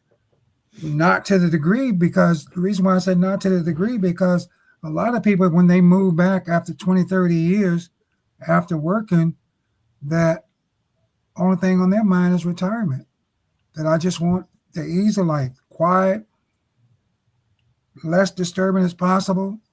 And, you find a few that I know that move back home and, they contribute to the community, they get involved, but a lot of them don't. It's just, they bust their ass 40, 50, 55 hours a week. What, they gonna come home on Saturday and build a rec center? No. How come? Why isn't? Or how come that isn't the government isn't investing into the community? You know what I'm saying? That's what. How do we get the government to invest, guys? How do we get the government to care about our neighborhood? How do move we back get to the projects? Move back to the projects, because the government owns the housing project. The government does not own your address. It does not own that parcel to which you have been deeded. Okay, all right. Because see, I never saw I grew up near right by my grandparents' farm. They had 85 acres in Alabama. I ain't seen the government do nothing. They come down there and give out commodities, but I ain't seen the government build a church. I ain't seen the government build nothing around there.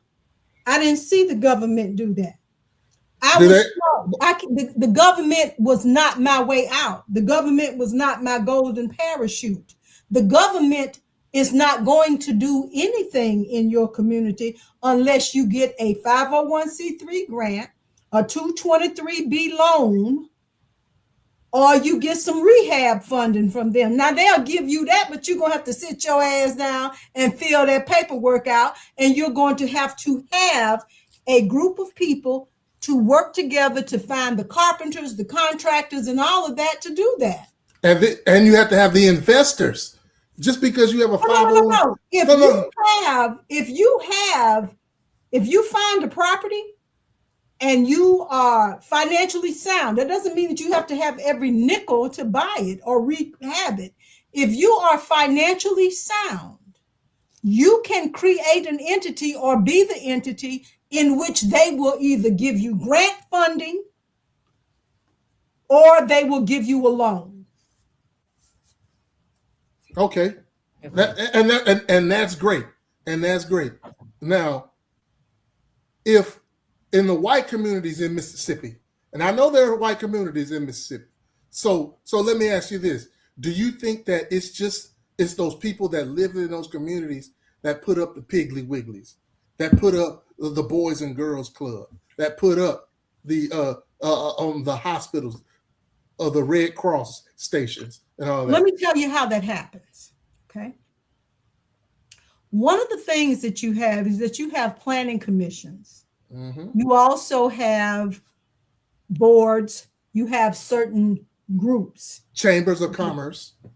You have chambers of commerce, and then you have what you call community development corporations. Okay? Have community development corporations. Some people call them CDCs. And then you have people who own land. See, you have to realize dirt is a very, very valuable asset. Yeah.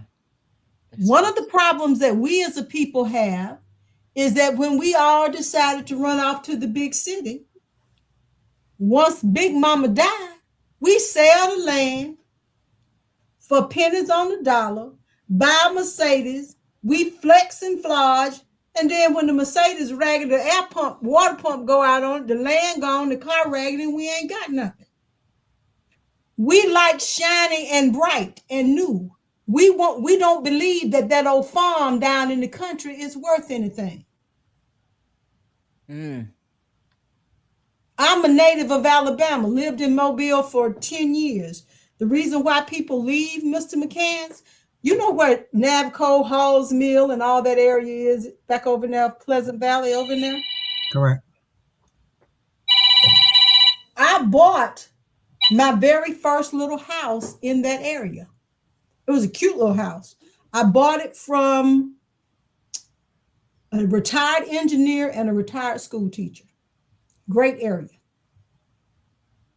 People working there, building lives. And then people came in with some Section 8 vouchers. All right. Section 8. Everybody on Section 8 ain't bad. That's true. Okay. That's true. But when I came home from church one Sunday afternoon and saw a floating crap game going on across the street on the front porch of the house across the street from me, you can best believe that at that moment, I knew that my time there wasn't going to be long. The other reason that we move out of those neighborhoods is because we love our children. Now, I'm not saying that all children on Section 8 are bad and that all children from upper middle class families are good. That is not true. But I will tell you this, Mr. Thompson, Mr. McCann, and everybody listening. You can take a drop of muddy water and put it in a 5-gallon bucket of clean water, and the water is no longer clean. You can take a 5-gallon bucket of water and pour it over in a mud hole, and it ain't gonna clean up the mud hole. That's why we leave. That's why we leave. Okay. If you stay in that neighborhood, number one, Mr. Thompson, you might be able to attest to this. You have left wherever you were, learned some things, and you have built pushing Black folks forward. And you're going into places to try to do things or speaking to get people to understand how things should be, yada, yada, yada, right? Mm-hmm. Tell the truth, Mr. Thompson. How well are you received in some of those places? So it's probably about 50-50. Okay. All right. Now here's my thing. I appreciate you being honest about that. Now here's my thing is that when you saw that floating crap game, it was at a Section 8 house, right? Did you ever think about like contacting the owner? Because those people don't own that house. Right. Right. You know, and then you could have put I mean, I don't know if you guys probably, I don't know if y'all had an HOA or anything like that. How do you handle that, a situation like that? I'm gonna tell you how you handle that. You form a commission in that community. When you have Section 8 landlords, not all, but some, they don't give a damn about nothing but that Section 8 rent check. Because trust me, because it ain't us. Because it ain't us. It is easier to find a good realtor and a moving company than it is to deal with a trifling, disrespectful Negro. Because see, here's what you got to realize. They ain't got no dog in the fight. If I can come and live on Section 8 where you paying $250,000 or more to live, why should I give a damn? They don't care if the yard get cut. They don't care. They ain't got nothing to lose. So when you start seeing that coming into your neighborhood, trust me, a good realtor and a moving company is much easier to find. So the answer is just to run away from the problem. Is that what you're telling me? The answer is when you see a tornado coming, you don't stand there and argue with the tornado. You get the hell out the way. Once you start seeing something like that in the neighborhood, that's the handwriting on the wall. It ain't gonna get no better. In white communities, when a meth lab pops up in a white community, how do they handle it? They get it out of there. They fight. I'm gonna tell you, first of all, they do. It depends on now a meth lab in the trailer park. They probably ain't gonna say nothing to the trailer blow up. Not a trailer park. Because in gated, covenant restricted communities, it's gonna be kind of hard for you to come in there and put a meth lab. Exactly. And that's nobody right. seeing it. They're all over it. That's true. All over, because it's cameras all over here. It's cameras at the gate. It's cameras on the light post. People got cameras on their house. Okay, so when Toothless Becky and Crater Face Craig even get to the gate, we know, look, what kind of traffic we got? What are people doing over here? Mm-hmm. Now also now the opioid crisis, it's probably just as vast as the crack epidemic. Yeah.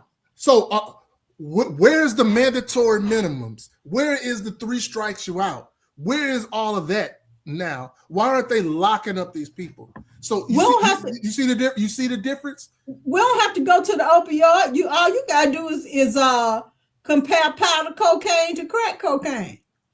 Right. The sentencing disparities are real.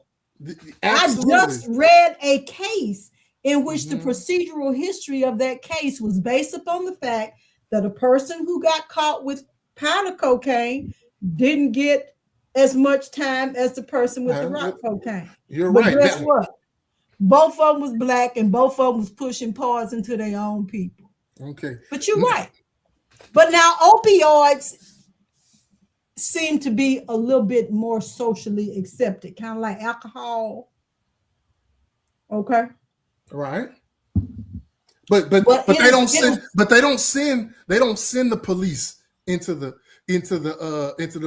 white community and set up stings and set up militarizing them, sending batarams into the opioid distribution. You know why? Why is that? Okay, you remember when they asked Jesse James why did he rob the bank? He said, well, that's where the money is. He said that's where the money is. So the reason why they don't set up the stings and all that over here is not going to net them the results that they want. You might catch one. You might catch one pill head, one. But ain't nobody out here. Nobody out here slinging no rocks up here on the corner. Ain't nobody, when you pass through them gates, ain't nobody standing out there going, woo! To let you know they got that yayo. But they know where to go to get that fentanyl, don't they? I bet they do. No, first of all, I bet you every other house knows in your community knows where to go get fentanyl. Every other house. I don't know about that now because I don't know. You know, I don't know. My neighbors, I don't know if they get no patches. They might can write you some prescription for some patches. Are you old? Are they old? Are the neighbors old? Are they? I'm just saying, why would a doctor who can prescribe a patch have to go looking for one? Right, but that's not what the kids are into. The kids are into popping pills, and those pills that are laced with fentanyl, the good stuff. You see what I'm saying? Across my patio right here, across my fence. Them people ain't got to go looking for no pills. They can write the damn prescription. So let me ask you guys a question, because you made a point, Brett, when you said that they police our neighborhoods, but they're the ones that put the drugs in the black community. Could it be they're policing because they know it's there, because they put it there? Is that possible? No, you're right. And they're policing our neighborhoods with people that don't give a damn. That's the problem. That's the major. We don't have community policing. You know, that's the reason why black folks get shot by police that are unarmed. Like Tamir Rice. Tamir Rice playing with a gun, 12 years old. You know, if it was a police officer that knew him, he would have been like, "Hey, Tamir, put that gun down. You scaring people. All right, now go home before I call your mama." Instead, them police jumped out the car like Bo and Luke Duke and shot him within 5 seconds. See, that's part of it. That's part of it, and that's part of Crystal. What you talking about, the baby mamas and all that? I mean, the home has been dilapidated by mass incarceration, and that goes back before the 60s. They've been taking black men out of the homes systematically through jail, and they crank it up during the war on drugs, and that's what they were doing. They were hooking our mothers on drugs, and they were taking and they were sending black folks to jail, the black men to jail for decades upon decades, and then they wonder why the black neighborhood isn't thriving. They took us out of it. Let me say this. That's what the black fathers are. They're in jail. Let me say this. If you are the kind of piece of shit that will sell poison to children, to sell poison to your own people, they supposed to lock your black ass up. All right, who sold it to them? I don't give a damn. Did those dudes on the corner go to Columbia and start picking in the cocoa fields? I wouldn't care if Pablo Escobar gave you that shit free. If you bring it back to your neighborhood, It wasn't Pablo people, Escobar. It was the United States government that gave it to us. The government gave away cheese, and we didn't overdose. We used it. We used it though. The government gave out Pell Grants, and Negroes wasn't signing up going to school. Oh my goodness. My goodness. Yeah. All right. See, government cheese don't make you break into pawn shops to support your habit. That's but the a difference. Pell Grant. They gave away Pell Grants, and ain't nobody made them take dope. But that little hard-haired bastard out there trying to be cool, man, hit this. All of us been around dope. Let me tell you something. Crack, you're right. Even white folks. But when white folks, they have rehab clinics in white communities. In the inner city of Houston, Texas, where I'm from, they don't have those clinics. They don't get people don't get they get, you know what they get? They get a rehab clinic, rehab stint at the Harris County Jail. That's where they get it at. I'm going to talk to you from both sides of that fence. And I'm going to tell you why I'm so passionate about that. I spent my career when I was working as a registered nurse. I did CWA and COW detox in jails, prisons, and rehabs. I worked in a rehab as the intake nurse in a private rehab facility that was $35,000 a month for a semi-private room and $65,000 a month for a private room. I had to sign an NDA to work there because people came there from all walks of life: theater, music, the NBA, the NFL. Okay.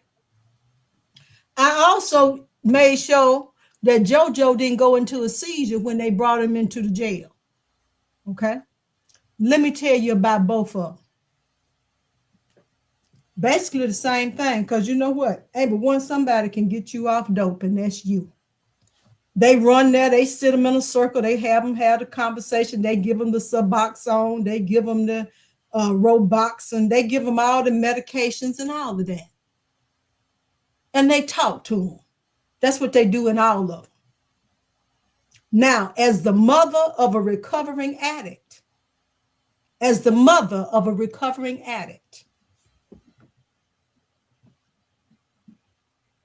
my son went to Sevierville, Tennessee. Thank God that he was a veteran of the United States military that had been honorably discharged. Otherwise, I would have been out of $5,000 or $6,000 a month co-pay with the insurance. Okay. So I've seen it from both sides. Wow. I've buried the dead who've OD'd. I've had to medicate the convicts in the prison. I've had to watch my son with his struggles. I've dealt with that from every aspect, even working in the legal system.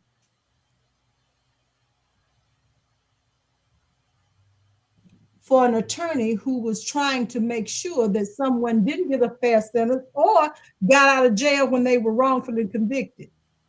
From every side of it, nobody made us pick up that shit and sell it to our own people. Nobody.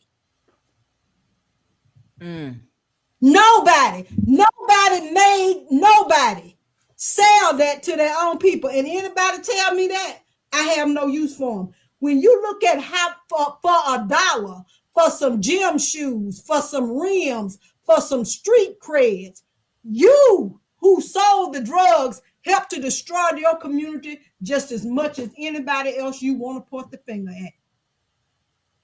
Do you agree with that, Charlie? I want to break this up a little bit. Charlie, do you agree with what Crystal just said? That if I agree with it because I've been there as well. I've worked in drug centers to help them, get through, because from my perspective, it's a choice.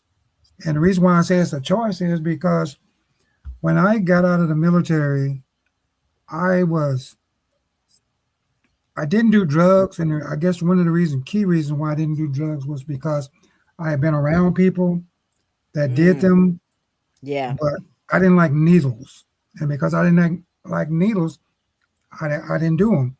But when I got out of the military, I was considered a bad alcoholic, one of the type that wasn't rowdy or anything like that. But I made the choice to get off of it, and people that I work with since, one of the things that I tell them all the time is nobody can force you to do anything you don't want to do. If you want to get clean, you have to make that decision. Same thing with cigarette smokers. If you want to quit, you have to make the decision to quit. You can patch as much as you want to, but every time you get depressed or you get low, what do? First thing you do is you go back to the cigarette. So when it comes to our community, I agree. If you don't have anything invested, it's very difficult for you to do anything about it. I'm gonna take a poll. I'm gonna take a poll with y'all three. Brett, if you had the opportunity, and I don't know anything about your living situation, this is just a generic question, okay? I'll let you finish what you were gonna say though in a second. If you had the opportunity to move out of your neighborhood, you see that it's not clean, it's not kept. There's police there every other day. Can't sleep at night for the sirens and helicopters flying above. If you had the opportunity to get out, would you take it? Would I take it?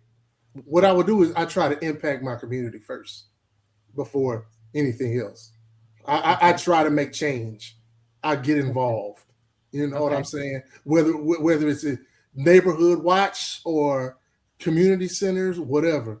Meeting at the church on the corner afterwards, meet up with people just to do that, talk to people, even set up community organizations. That's how you get things done.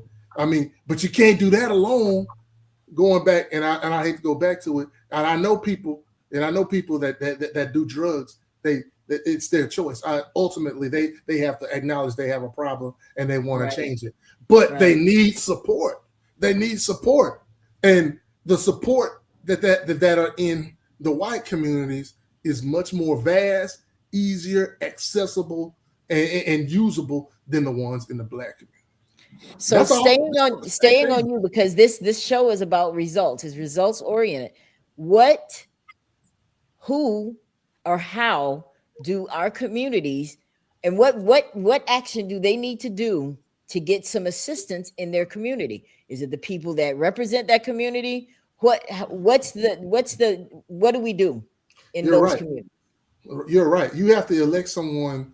You have to elect someone. This is. I'm telling you this. I'm not saying this is easy. I'm saying this is difficult. You're gonna have to elect someone who has the same values, that wants the same goals that you get. See, and here's the problem with that. It could be somebody from the neighborhood, and then they get elected, and then they get bought off. And once they get up there, so you got to deal with people that are grassroots. Like, man, that are, I mean, you got politicians that don't accept money from political action committees. Like that don't accept. And they're not supposed to, right? They're not supposed to. Technically, I mean, it's not against the law, but once you start accepting money from PACs, you're compromised because you're going to be expected to vote on stuff their way. You know what I'm saying? That carrot, see who's going to bite, and they know who they can buy. This is why people don't vote. So you see how it all comes back. This is why people leave. This is why people don't trust politicians. Yeah. Mr. Thompson, Mr. McCants, Ms. Johnson, and everybody who's gathered here, I got a little surprise for you.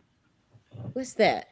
When you look at your politicians that you've elected from your wards, your districts, your city council districts, look up the address that they have listed. Oh, it's not going to be there. Yeah. Sometimes you have those people who really do live in their district and they really are there for their district. and the address is going to be the actual address where they get their mail and they lay their head. A lot of times you're going to find out that that address is in an apartment and that politician don't even live there. Carpetbaggers. They don't even live there. Do we care? Do we care that we have an elected official that represents our area and they don't live in the area? Why do we care about that? Yeah, we should. We should, of course we should. So why? But nobody's going to call them on. That's what I was just getting ready to say. You have to realize. Yeah.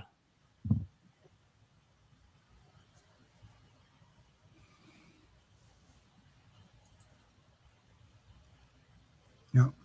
What? Are you saying something, Crystal? I'm sorry. I was waiting on you to say something. See, the problem is, okay, change starts with one person, right? All right. Sure. And then you have to put in the work to change, and then you have to get everybody to change. Get another person to change, get another person to change, get another person to change. You see, here's the problem with that. You know, people have lives. People got stuff to do. They got bills to pay. They got work to get to.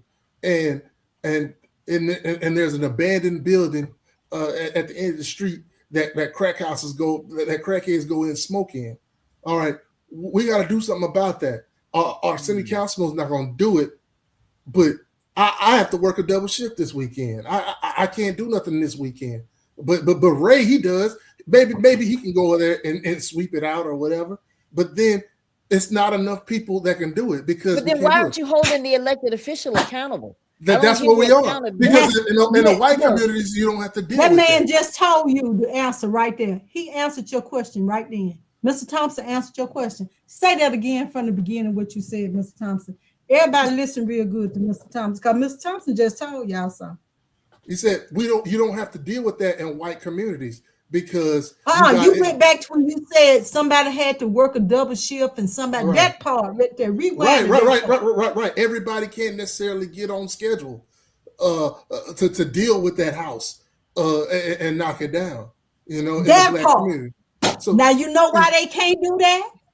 You know why they can't do that? Because we don't have the money for the hood chamber of commerce or the hood community center, the betterment of the hood in here.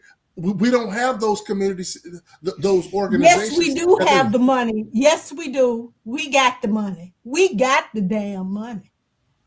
And I'm gonna tell you exactly where it's at. I'm not trying to be grammatically correct. We got the damn money. I'm going to tell you where it's at. Where it's at, Crystal? All our children got on Jordans. Everybody got a 97-inch TV hanging on the damn wall. Everybody got a BMW. Everybody got a Mercedes, an Acura. Everybody got a pocketbook. Everybody got hair down below their ass. Everybody got all of that. And then on top of that, go down the corner and there's a church sitting in the middle of that raggedy, drug-infested, run-down neighborhood. And they taking in millions of dollars every week. And the biggest robbery in the Black community comes on Monday morning when they take all y'all's black ass money and put it in a white bank. Oh Lord, that's a whole other show. That's a whole other show. And I could defend the Black church on that, but what I'm trying to say, defend it. I mean, but what I'm saying is, the Black church doesn't get millions of dollars. The Black one solo church gets millions of dollars. All right, one church doesn't get millions of dollars. I ain't said one, but collectively, and the reason why one can't get Black churches do plenty. Black churches do plenty. They do. Black churches do blood drives, AIDS walks, prison ministry, community centers, Montessori schools, after school programs. Black churches do that. I hate to, maybe not your black church, black church or got a maybe Big Mama black church don't do that, but the black church do that. What black church? Okay. I can name 5 right now in Houston, Texas that do it. My church, Okay. Ebenezer United Methodist Church, my one of my best friends' church, Friendship Missionary Baptist Church, they do it. They do it. I mean, I can name them. I can keep going. Now let me explain something to you. Whenever your church is a 501c3 organization, end of story. Now, what's up? When you go into the neighborhood, let me finish. Let me ask you this right here. Out there where you live in church land, you can't drive 5 minutes. It's a black ass church on every corner. And you can find 5 black churches on one street and the whole damn street raggedy. Somebody stop me when I'm lying. Okay, so is the church supposed to go get bulldozers and backhoes and stuff like that and repave the streets? Is that the church job? Is that what they're supposed to be doing? I can tell you this right here. The church has an obligation to serve that community. And just like that pastor got all that money, he can talk to his city councilman. My people don't have their streets paved.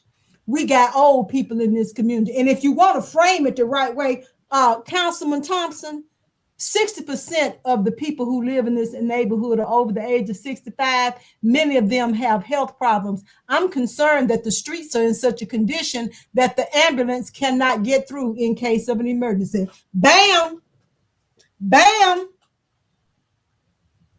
Okay, you tell the city councilman that, and the city councilman takes it to the city. And what does the city tell the city councilman? Okay, because if you want to know the truth, if your pastor riding around on a 500 big body Benz, his black ass can get some asphalt and put in the hole. Okay, all right. The pastor. Let me ask you something. Do you think the tithes and offering pays for the pastor's Benz, or do you think the pastor has a job, or he has other investments? Most of them ain't got no job because most of the ones now, they want to be damn celebrities. They ain't want to be they're not no full-time pastor. Guys, we're going to take a moment. Let's take a moment right here. Like most, like that.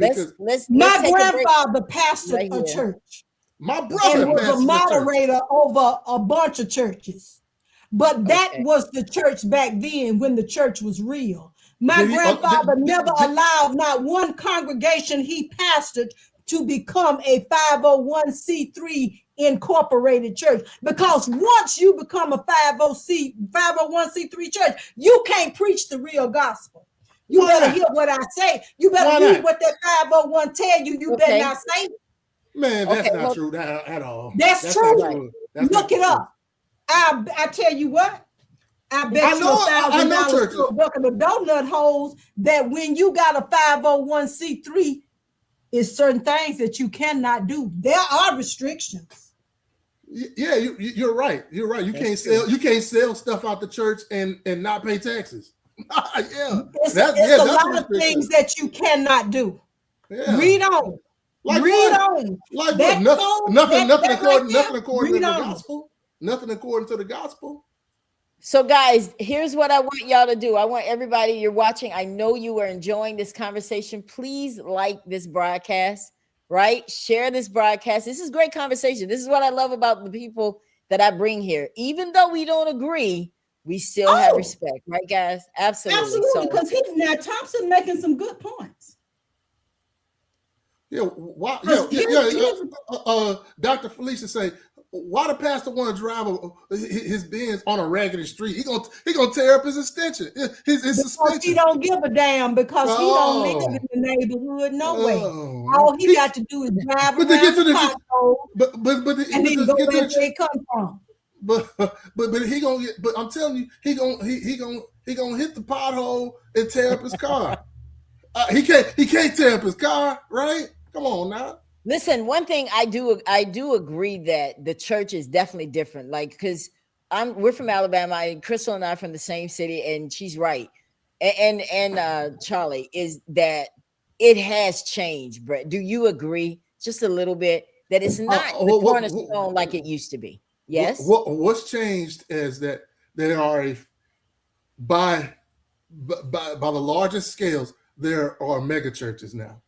Now, mega churches don't represent where the most Black people go to worship, or people go to worship. Period.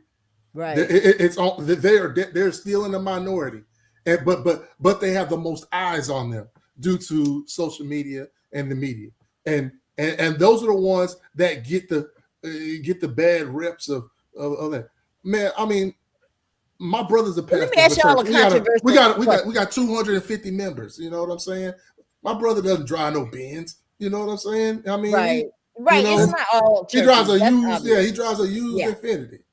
But let me ask you guys a question. I want to ask a very controversial question. We're not going to stay long on it, because we brought this up last night with me and Mark. We were talking. What did you guys think, first of all, about Marvin Sapp, number one, when he wanted to close the doors, and number two, Marvin Winans, that brought the lady up and she didn't have enough money and he wanted to send her back? I want to start with Charlie. Charlie, tell me what you thought about those. You guys I love y'all. I love the conversation. This is all respect, but I want to start with you, Charlie. What did you think about those?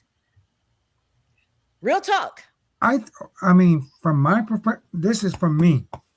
Okay. I don't think it was right. And the reason why I say I don't think it was right is when that's all you got, that's all you can give. Right. You want me to get my more than anything now? Else, right? It was your willingness to give what you had. Right. So to me, I accept it. I'm gonna pray for you, just like I'm gonna pray for the one that met the quote and exceeded the quote, because that's what it's about. Because to me, it was all about him. It wasn't about his members. Mm-hmm. And in either case, because people, that's why a lot of people leave the church, because it's not about them. Would that have made you leave, Charlie? If it was me personally, if he didn't want to take it, I'd turn around, grab my little good book, and kept on stepping. Because I would have taken that money first, though, right? You got the money, right? No, but what I'm saying is, I'm just saying. But he turned it down, though. This ain't good enough. Let me get me, no, and then I'll give it to next year. If it was me, he turned me down. Yeah. That told me that this is not the place for me. Okay. And I would have picked up my book and kept on stepping. See, guys, the reason I'm asking this question, because all of these are the issues with Black unity. The church has become a very big, right down the middle. People are arguing about church now. We never used to do that. So, Brett, I want your opinion on both cases, because I know you're very committed to the church and the institution. But this happened in real time. Yeah. Not giving enough money. I think that's wrong. I think that's wrong. And I'll be the first to mention that you got people out here that's preaching the gospel that probably shouldn't be. In every entity of life, you're going to have a certain level of corruption. You know what I'm saying? But the majority of it, everything is all good. Now, Marvin Sapp, I think that was a misunderstanding. What he was saying was close the door because they're taking offering. And if you ever been in leadership in church, you're supposed to close the church for offering, because that's a security. Yeah, that's a security risk. So that I really didn't have I might have had a problem with his tone. He should have been, please close the door. Please, he could have said, please close the door. We're taking offering. Could you please close the door? That probably would have gone. That's probably something that never would have went viral. Why is taking the offering so sacred, though? Is that in the Bible somewhere? No. I mean, it's not necessarily sacred. It's a security reason. Because people, believe it or not, people rob churches. So But if they want to get it, they don't care if the door is open or not. They coming up in there, right? You're right. But you don't want to make it easy for them. You really don't. I just never heard that. Yeah. And a lot of things, and church folks are really big on tradition. If they've done things, that's part of the problem. Yeah. I think that's the problem. If they've done something for 30 years, it's going to be hard to get them to change. I mean, it's a problem. It's a problem. It is, but it is what it is. I mean, I think if y'all had Sunday dinner at your house at 4:00 every day for 30 years, and all of a sudden y'all want to switch it to 7, I think some people in your house would complain, right? I don't know. Especially if they're out there doing something for God. Why would we care about tradition? That's why I don't like traditions, because it interferes with God's work. Because I may meet somebody at the grocery store, and I used to teach in church, and I had to be there like at 9:00. Mm-hmm. And one day I was running late because I saw a young lady that needed a ride. And so in my mind, I'm thinking, surely they're not going to be mad because I'm late. But it was like, I got the 3rd degree, because I'm like, wait a minute. As far as I'm concerned, helping her, that is church. Mm-hmm. So you see, I have a difference of opinion when it comes to that tradition. Crystal, what did you think about those pastors doing that? Let everything be done decent and in order. They were indecent and they were out of order. Okay, that's a very good explanation. Do you think that that's leading to the decline in church membership? No. Well, I think that is some of the reason, and I also think that we're a couple of generations removed from when families actually went to church. We're a couple of generations removed from some things. A lot of parents are working on, we have far more female-headed households, and those female-headed households do not always control their work schedules. So they are not taking their children to church on a regular basis. And the church to which they're taking their children is not the church that it used to be. But there are several factors that are involved. However, the scriptures tell us that there would be a time like this called the great falling away. And I think that's where we are now. So you wanted to say something, Brett? I want to make sure you get. No, I want to ask Crystal. I know you said you used to go to church. Do you still attend church regularly? When I feel like it. No. When I go home and I stay in my mother's house and I sleep up under my mother's roof, out of respect for my mother, I go.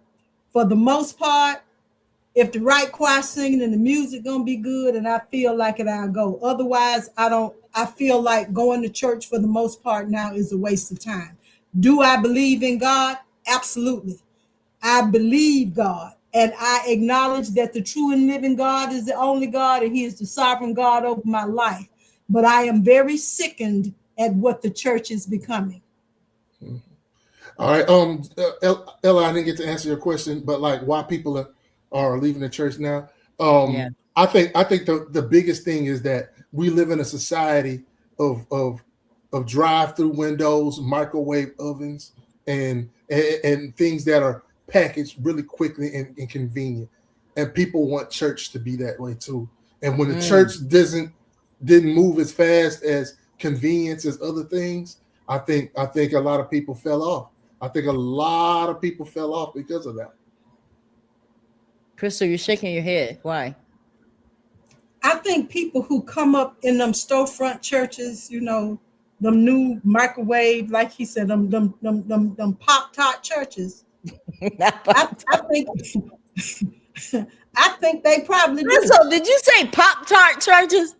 What's a Pop-Tart? It'll make you. It tastes good. It make you feel like you're full, but you ain't gonna really get nothing out of it. You ain't getting nothing out of it to help you. The same thing a Pop-Tart used to do. When you get that little juice in Pop-Tart, it tastes good. It'll hold you for a minute, but you wasn't getting nothing to sustain you. Wasn't no sustenance in it. Right. That's what I'm saying. I'm saying that there's not enough of those Pop-Tart churches to get people to go. I think if there was more of those Pop-Tart churches, more people would go because you would get 30-minute services. on a Sunday, Well, and then stuff like you that. got a lot of day clubs. You got a lot of day clubs going on, Mr. Thompson. Just like you got nightclubs. I know what I call a lot of churches now. I call them day clubs. You got quite a few of them. Like you said, you might not have enough of them, but you got quite a few of them pop top. Well, guys, before we get out of here, because I really want somebody, I really want us collectively, because we have people watching. What is the solution? How do we as Black people, what if you had to name 3 things that you want to see us do better? What would it be, Charlie? Starting with you. 3 things before we get out of here. I want you guys to answer too, the ones that are watching the show. 3 things that you say, Blacks, this is what we need to do in this order if we're going to ever unify. Because one thing Malcolm X definitely talks about is that if we ever figure out, he said there will come a day that Black people will figure out that if we come together, we can get a lot more done. So what are those 3 things that you think we need to do, Charlie, that's going to happen? I would say the 3 things that I would think of, they would be more individual than as a group, because I think that's where the change take place. One would be personal development. The second would be mindset change. And then the third one would be vision. Okay. Those would be my 3 words. All right, Brett, what are your 3? All right. What I would say is, okay, take control and lead your families. That would be the first thing. Take control of your finances. That's good. Manage your money better. And then take control and lead your community. Take an interest. Get involved in your community. You don't have to do everything in the community. Do what you're good at. You know what I'm saying? Do what you're good at. If you're the maintenance director at your job, deal with maintenance in your community. If you deal with the finance, if you're a financial advisor, be the treasurer of your community. When it comes to things like that, when it comes to projects and things like that, do what you're good at. Take your gift and implant it into the community. Don't just go in the door and close the garage and go in there and stay there until it's time to go to work. Get in your community. Be neighborly. Talk to your people. Okay, those are good. Love it. I think that, so basically you're saying that you want to see us stop complaining so much. If you don't like something, get involved. Find out who the leaders are in that community and say, hey, look, I want to be a part of this. And I'm going to add to that. And if you got leaders that don't care about that, then you know what to do in the next election. All right, Crystal, what are your 3? Brett Thompson just spoke up my 3. On that, Mr. Thompson, we agree 100%. We agree with a lot. We agree a lot more than we disagree. You do agree a lot. You guys are both. I was just sitting here just chilling, honestly. Mm-hmm. This is the easiest job I've ever had right here, just sitting here listening. But now, Brett, seriously, if you're looking to do some things like that about those 223B loans and those type of loans, I'm going to make sure that Ella gives you my contact information and all the information. I'm not fixing to build anything like that, but there were some components that I was a part of, some components of some things like that. And those rehab loans, trust me, and I'm saying this for everybody to hear this, gentrification is real. Please look at your neighborhoods. Please find out what the old fire insurance maps in your community say. Find out if the place where you live is in a historic district so that you can qualify for grant money from your city, your state, and the National Historic Registry to make repairs on your home if you qualify, whether it's income or whether it's because your house is a historic structure. Please research all of this, because you do not have to let your house fall apart. So when Hajiman call you, we buy your house in any condition, that you give your house away. Right. That's good stuff. We may have to have a whole show about that, Crystal, because I think that's very, very important, because people, when they don't know, they just need this money. But see, this is an old trick. That's something from the past, guys. That's real talk. That's nothing new. That's how they seized a lot of Black property, by doing these kinds of things. All right, Crystal, that's great.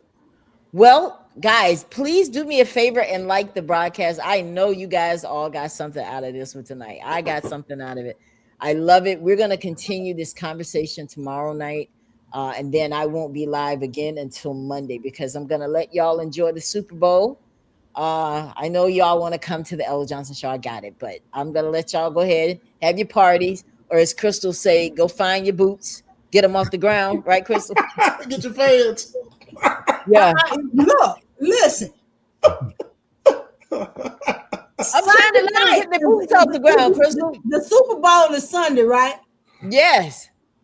Okay. Everybody and their mama having a big Super Bowl party, right? Yeah. No, Mr. Thompson, wouldn't that be a great time to have a voter registration drive while you're sitting up there eating your nachos and your hot dog? I believe in registering Black folks to vote. That's what I do. That's what I volunteer and do. I'm registered Black people in Black communities to vote. So yeah, absolutely. Is that Dr. McCovery that wants to know about the loans for the restoration of the house? Yes, she said I'm interested. Yes. You can email me at Red Velvet, info@redvelvet.com.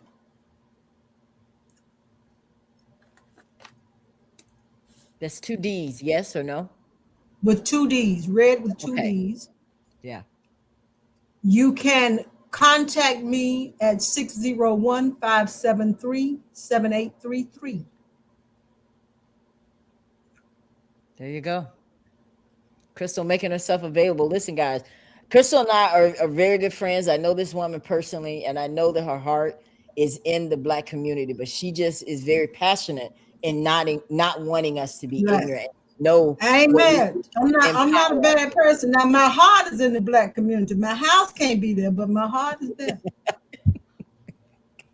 Crystal, okay, why are you saying that you don't live in a Black community? Yes? No? So what now? Okay. We'll save that one for another day. Well, let me put it this way. Okay. I don't have nothing against Black people. I'm Black. My mom Black. My dad is Black. Okay. But I want us to start caring more about where we live. I want us to start caring more about our surroundings. What your surroundings look like reflect what's going on the inside. That's why you got men who will tell you they will not seriously consider a relationship with a woman that keep a nasty house. Now, just like that man will not consider a relationship with a woman who keeps a nasty house, nobody respects you when your surroundings are dilapidated. When your street is raggedy, when it's trash all everywhere. I was in Memphis and I went to a funeral at this big old cathedral. And right across the street, it was old couches and garbage and all that, right across the street from the church. People do not take you seriously when you don't care about your surroundings. And nobody is going to invest $500,000 in a house, and then in 5 years, the house isn't worth what they paid for it because of the neighborhood around it. Miss Doctors and Felicia, she said unapologetically. You can't go back into the neighborhood of people. Crystal, look at this. Dr. Felicia says, I moved from the hood to the woods. Dr. Felicia from Houston. Oh, you're from Houston, Dr. Okay. Okay. This is great. I'm going to be in Houston October 3rd, that weekend. I want to meet you. That's all I'm saying. And I do not. I love my people. But what I will not do is I will not become what you call a hood apologist. Okay. I'm not going to make excuses for some of the things that we do as a people. Okay? I'm not making any excuse for that. Don't tell me Black folk ain't got no money. Black folk got plenty of money. We got a lot of money. Yeah. We got skills. The problem is that there is a mathematical formula that never fails. Negroes with big egos equal zeros. Oh, wow. Crystal, say the Mm. phone number again for Dr. Felicia, because I got to tell you guys. Go ahead. 601 573 7833. Okay. Kim's 3 words: location, location, location. Location, location, location. Why? You know what? Why they don't put no? Has anybody noticed where they strategically put Starbucks? They're in white neighborhoods. No, they're in neighborhoods where people got disposable income to buy coffee. They don't give a damn what color you are. That is true. I don't see them. You're right. See, this You don't see them this is everywhere. where I want Publix either. my It's true. people to get. I want Yeah. you to get to the point where you get off of race. Racism still exists, but it's beginning to get more about classism than it is about racism in certain things. Good point. Good point. Good Racism point. still exists, but there's a divide now that color won't cross because it's getting to be about classism now. Because think about it. I'll say this. Me and Oprah Winfrey ain't the same kind of black.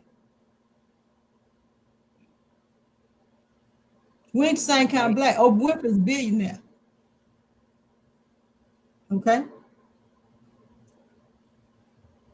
I think that there is a person that is in this audience right now, and I'm going to use him as an example, with or without his permission. Uh-oh.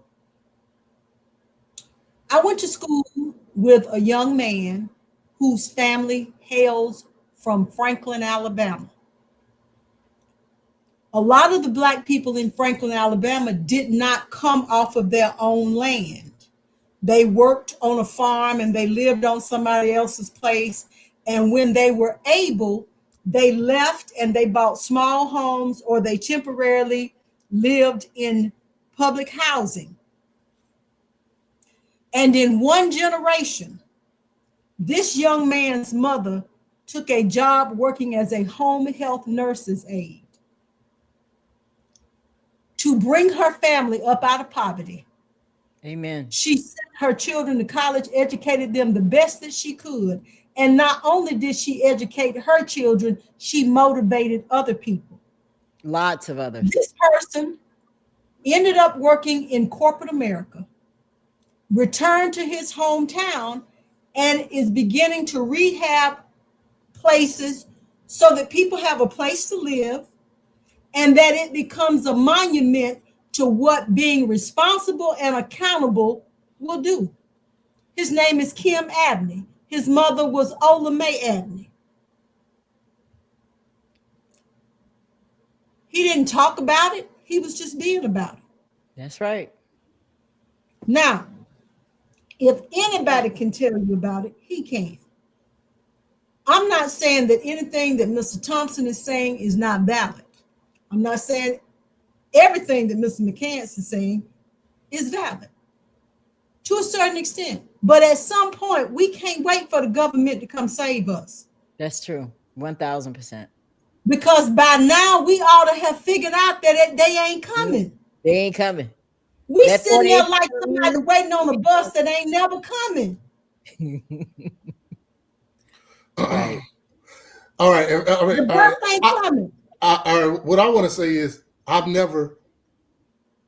don't believe in waiting on the government to save us. I believe we should use the government the way white folks use the government.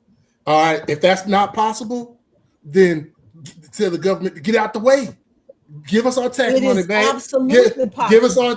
Give us our tax money back, and don't put pitfalls and roadblocks in front of what we want to do. Let us do our thing, and don't bomb us.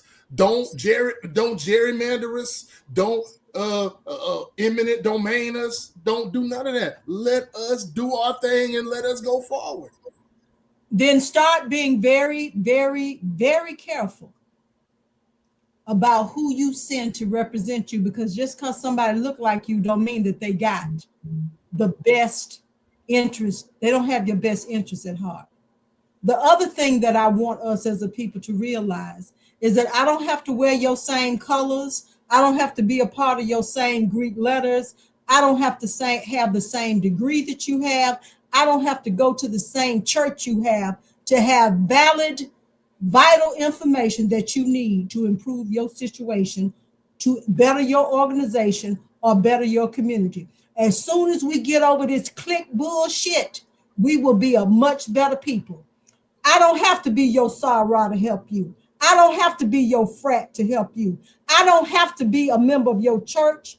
I don't have to be from your hood, your set. I don't have to do any of that.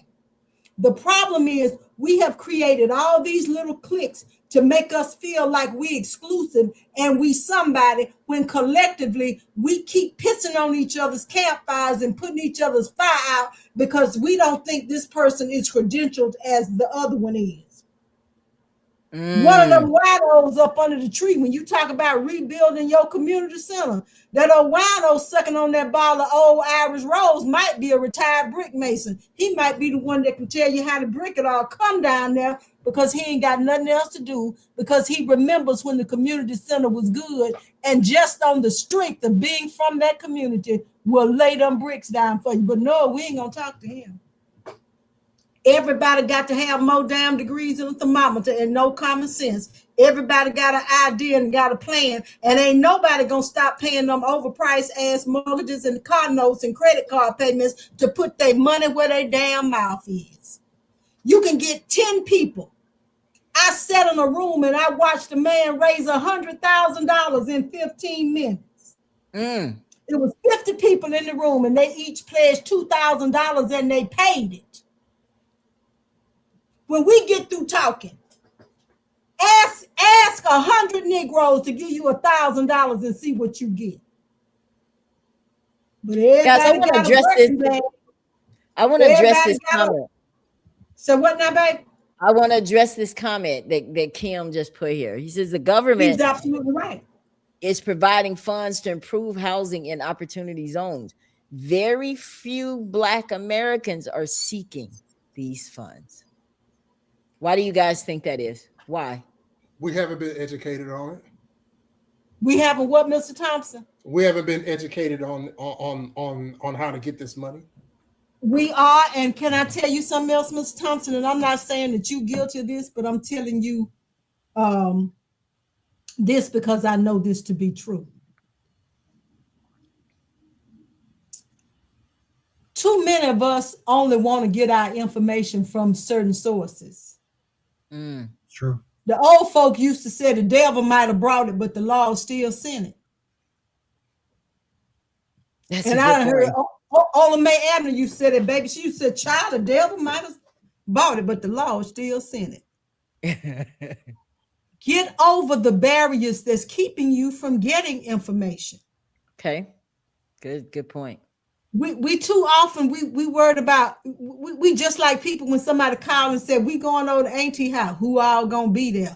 Quit worrying about who all gonna be there. You be there. Good point. So you can only go as far as you grow. Charlie McCants. Yes, ma'am. And Kim Abney. I have a question that I think everybody needs to hear you all verify this. Years ago in Mobile, Alabama, in a certain part of town, you could buy a house for $1. As long as you agreed to keep the house true to the character of the period in which it was built. That part of town now is known as the Oakley District. Over there around Washington Park, Washington Square in Mobile, Alabama, Mr. McCann. Down there where all those old houses got those historic plaques on them. Those people were able to buy those houses for $1, and they agreed to put those houses back, at least the exterior, to keep it pertinent to the period in which the houses were built. Now, here's what's going to blow your socks off. A lot of the areas where Black people live in a lot of cities are still considered historic areas that are on the historic registry, and you can get money to fix them houses and put them back like they are. That don't mean go out there and add, sun porch on the front or some jackleg addition, but you can get money to keep those houses, in that fashion. And if I'm wrong, Mr. Abney, I know that you are a real estate investor. I know that you will be able to correct me if I'm wrong. Please check in your city to see if your mama, auntie, and grandmama's house is in one of those historic districts. And if they won't tell you, go down to your public library and ask them to show you, or wherever it is in the city, to ask for those old fire insurance maps.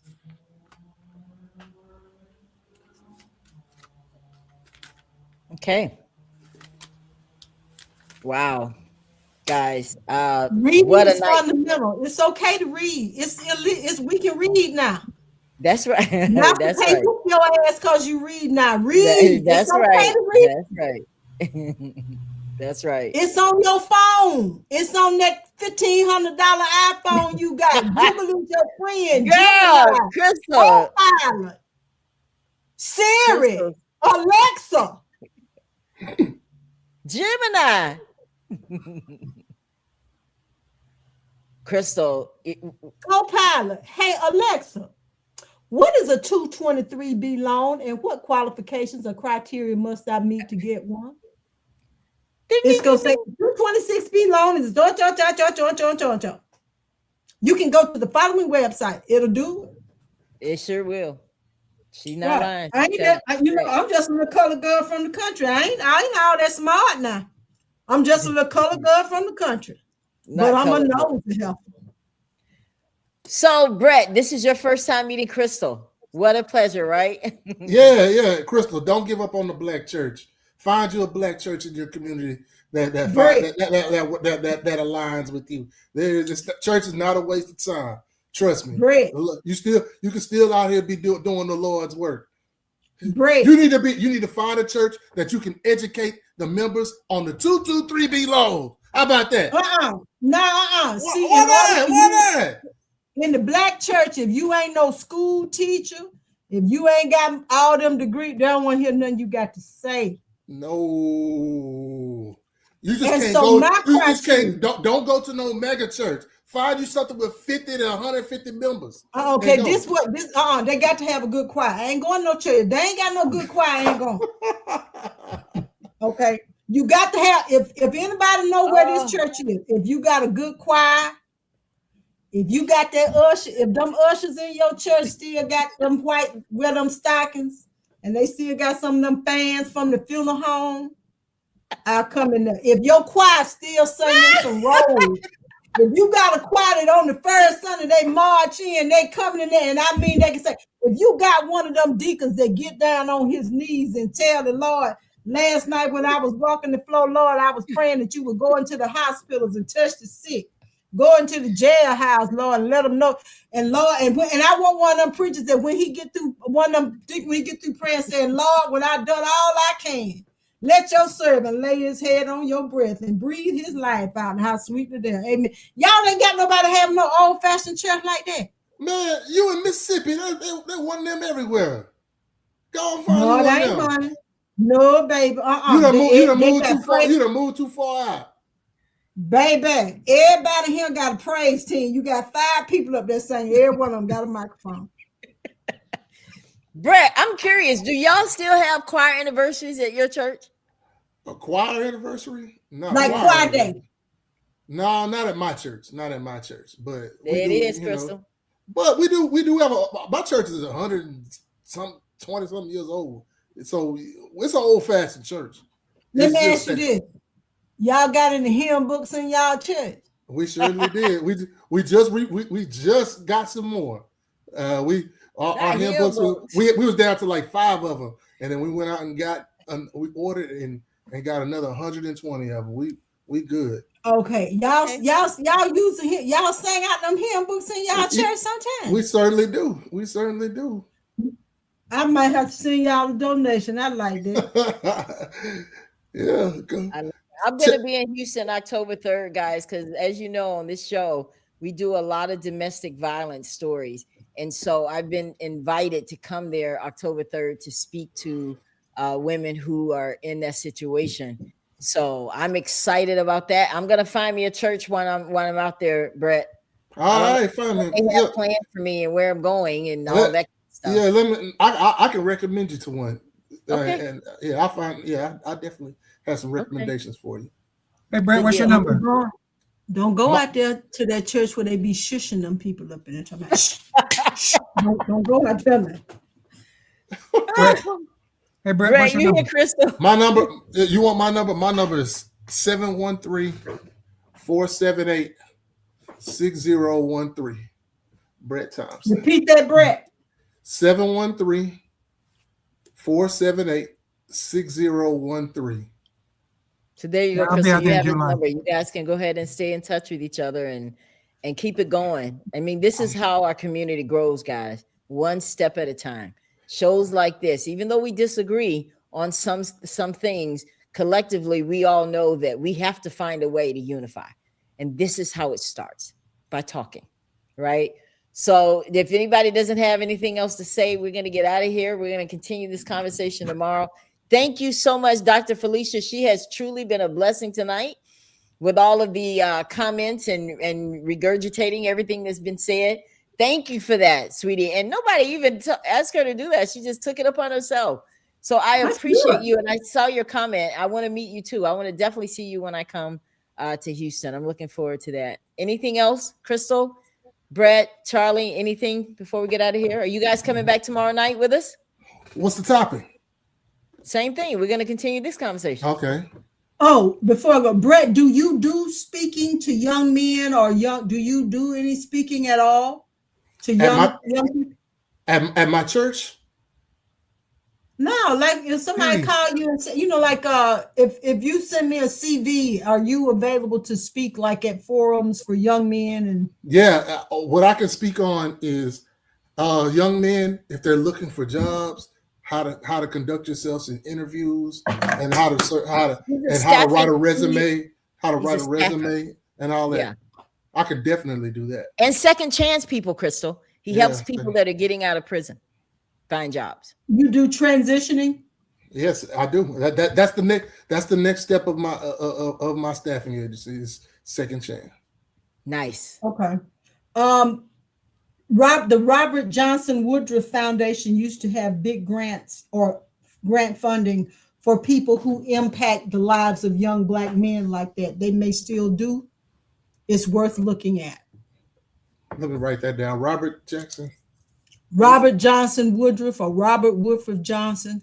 If you email me, I'll send you the links to them. I don't know what the opening and closing dates are, but I know that they're like rounds that they come around every year. I'm gonna look up that loan. I'm gonna ask ChatGPT about the government loans. Some of them are 223B rehab loans. All right. Okay, not a problem. Awesome. All right, this is a great show. I don't know if I can make it tomorrow. I'm driving to Dallas tomorrow, so this weekend I'm going to see a friend of mine who just had a baby. So I don't know if I can make it tomorrow. Be careful on the 636. Well, you ain't got to tell me about that. Wow, look at this. Dr. Felicia, she has a halfway house. She needs that grant info. See what I'm saying? Mm-hmm. That's what I'm talking about. Ella, let's see how you make it. Are you a nurse, Dr. Felicia? Are you a nurse, Dr. Grant? Are you a nurse, Dr. Felicia? Is Dr. Grace a nurse? We're gonna see. I just asked. Are you a nurse? Are you a doctor, Dr. Felicia? Yes. Yeah, this is how we do it, Brett. I'm telling you. To God be all the glory, brother. I saw DNP. So is she by profession a nurse?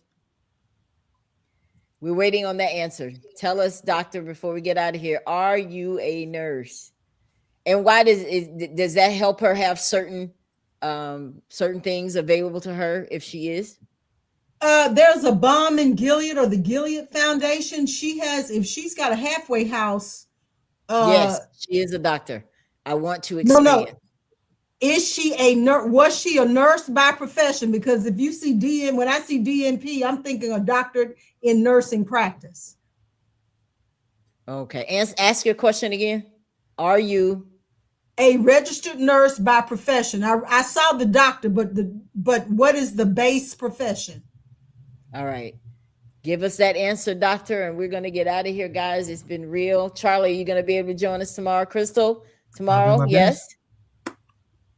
I may be late if I do get here, but the reason why I wanted her to know that, and this is the same thing for you too, Brett, the Gilead Foundation, the Balm and Gilead Foundation, they do a lot of work with HIV because prisons can be incubators for that disease.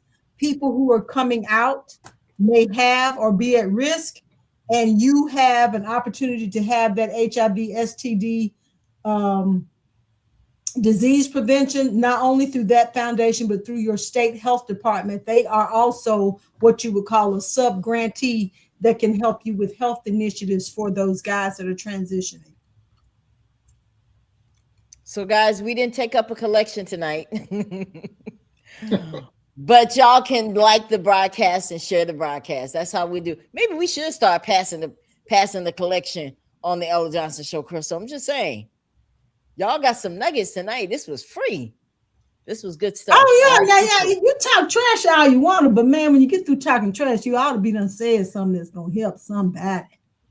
And you guys did. And I love the going back and forth, because through that, we all grow. And it takes mature people who all have visions. God gave every single one of you a vision, and he put it in your heart, and you were able to come here, put all the other stuff aside, and we still won, because now Dr. Felicia is going to expand. Brett is going to expand, because he's going to end up being in different states as well. He's in Texas right now, but he's going to be all over helping felons get jobs. That is a very necessary thing. That's very needed. And I'm so proud of you. And Charlie, he's out here helping the young boys, and everybody is doing stuff that's helping. This is how we do it, guys. So thank you all so much for tuning in to the Ella Johnson Show. We'll see you tomorrow night right here, 8:30 p.m. Eastern, 7:30 p.m. Central. Don't forget to share my broadcast. Okay, guys? Thank you all. Have a great evening, and we'll see you next time. Thank you so much for tuning in to the Ella Johnson Show. We'll see you next time. We are supporters of the Ella Johnson Show. We live in South Korea. We have been watching Ella Johnson Show for like a year now, and we love her show. Her show is very inspirational, motivational, and educational.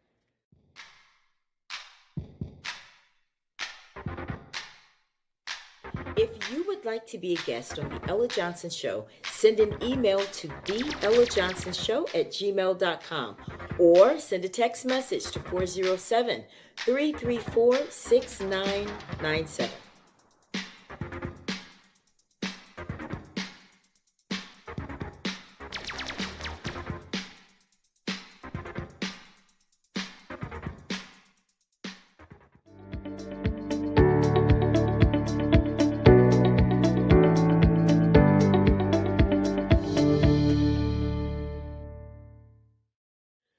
We love Ella Johnson Show.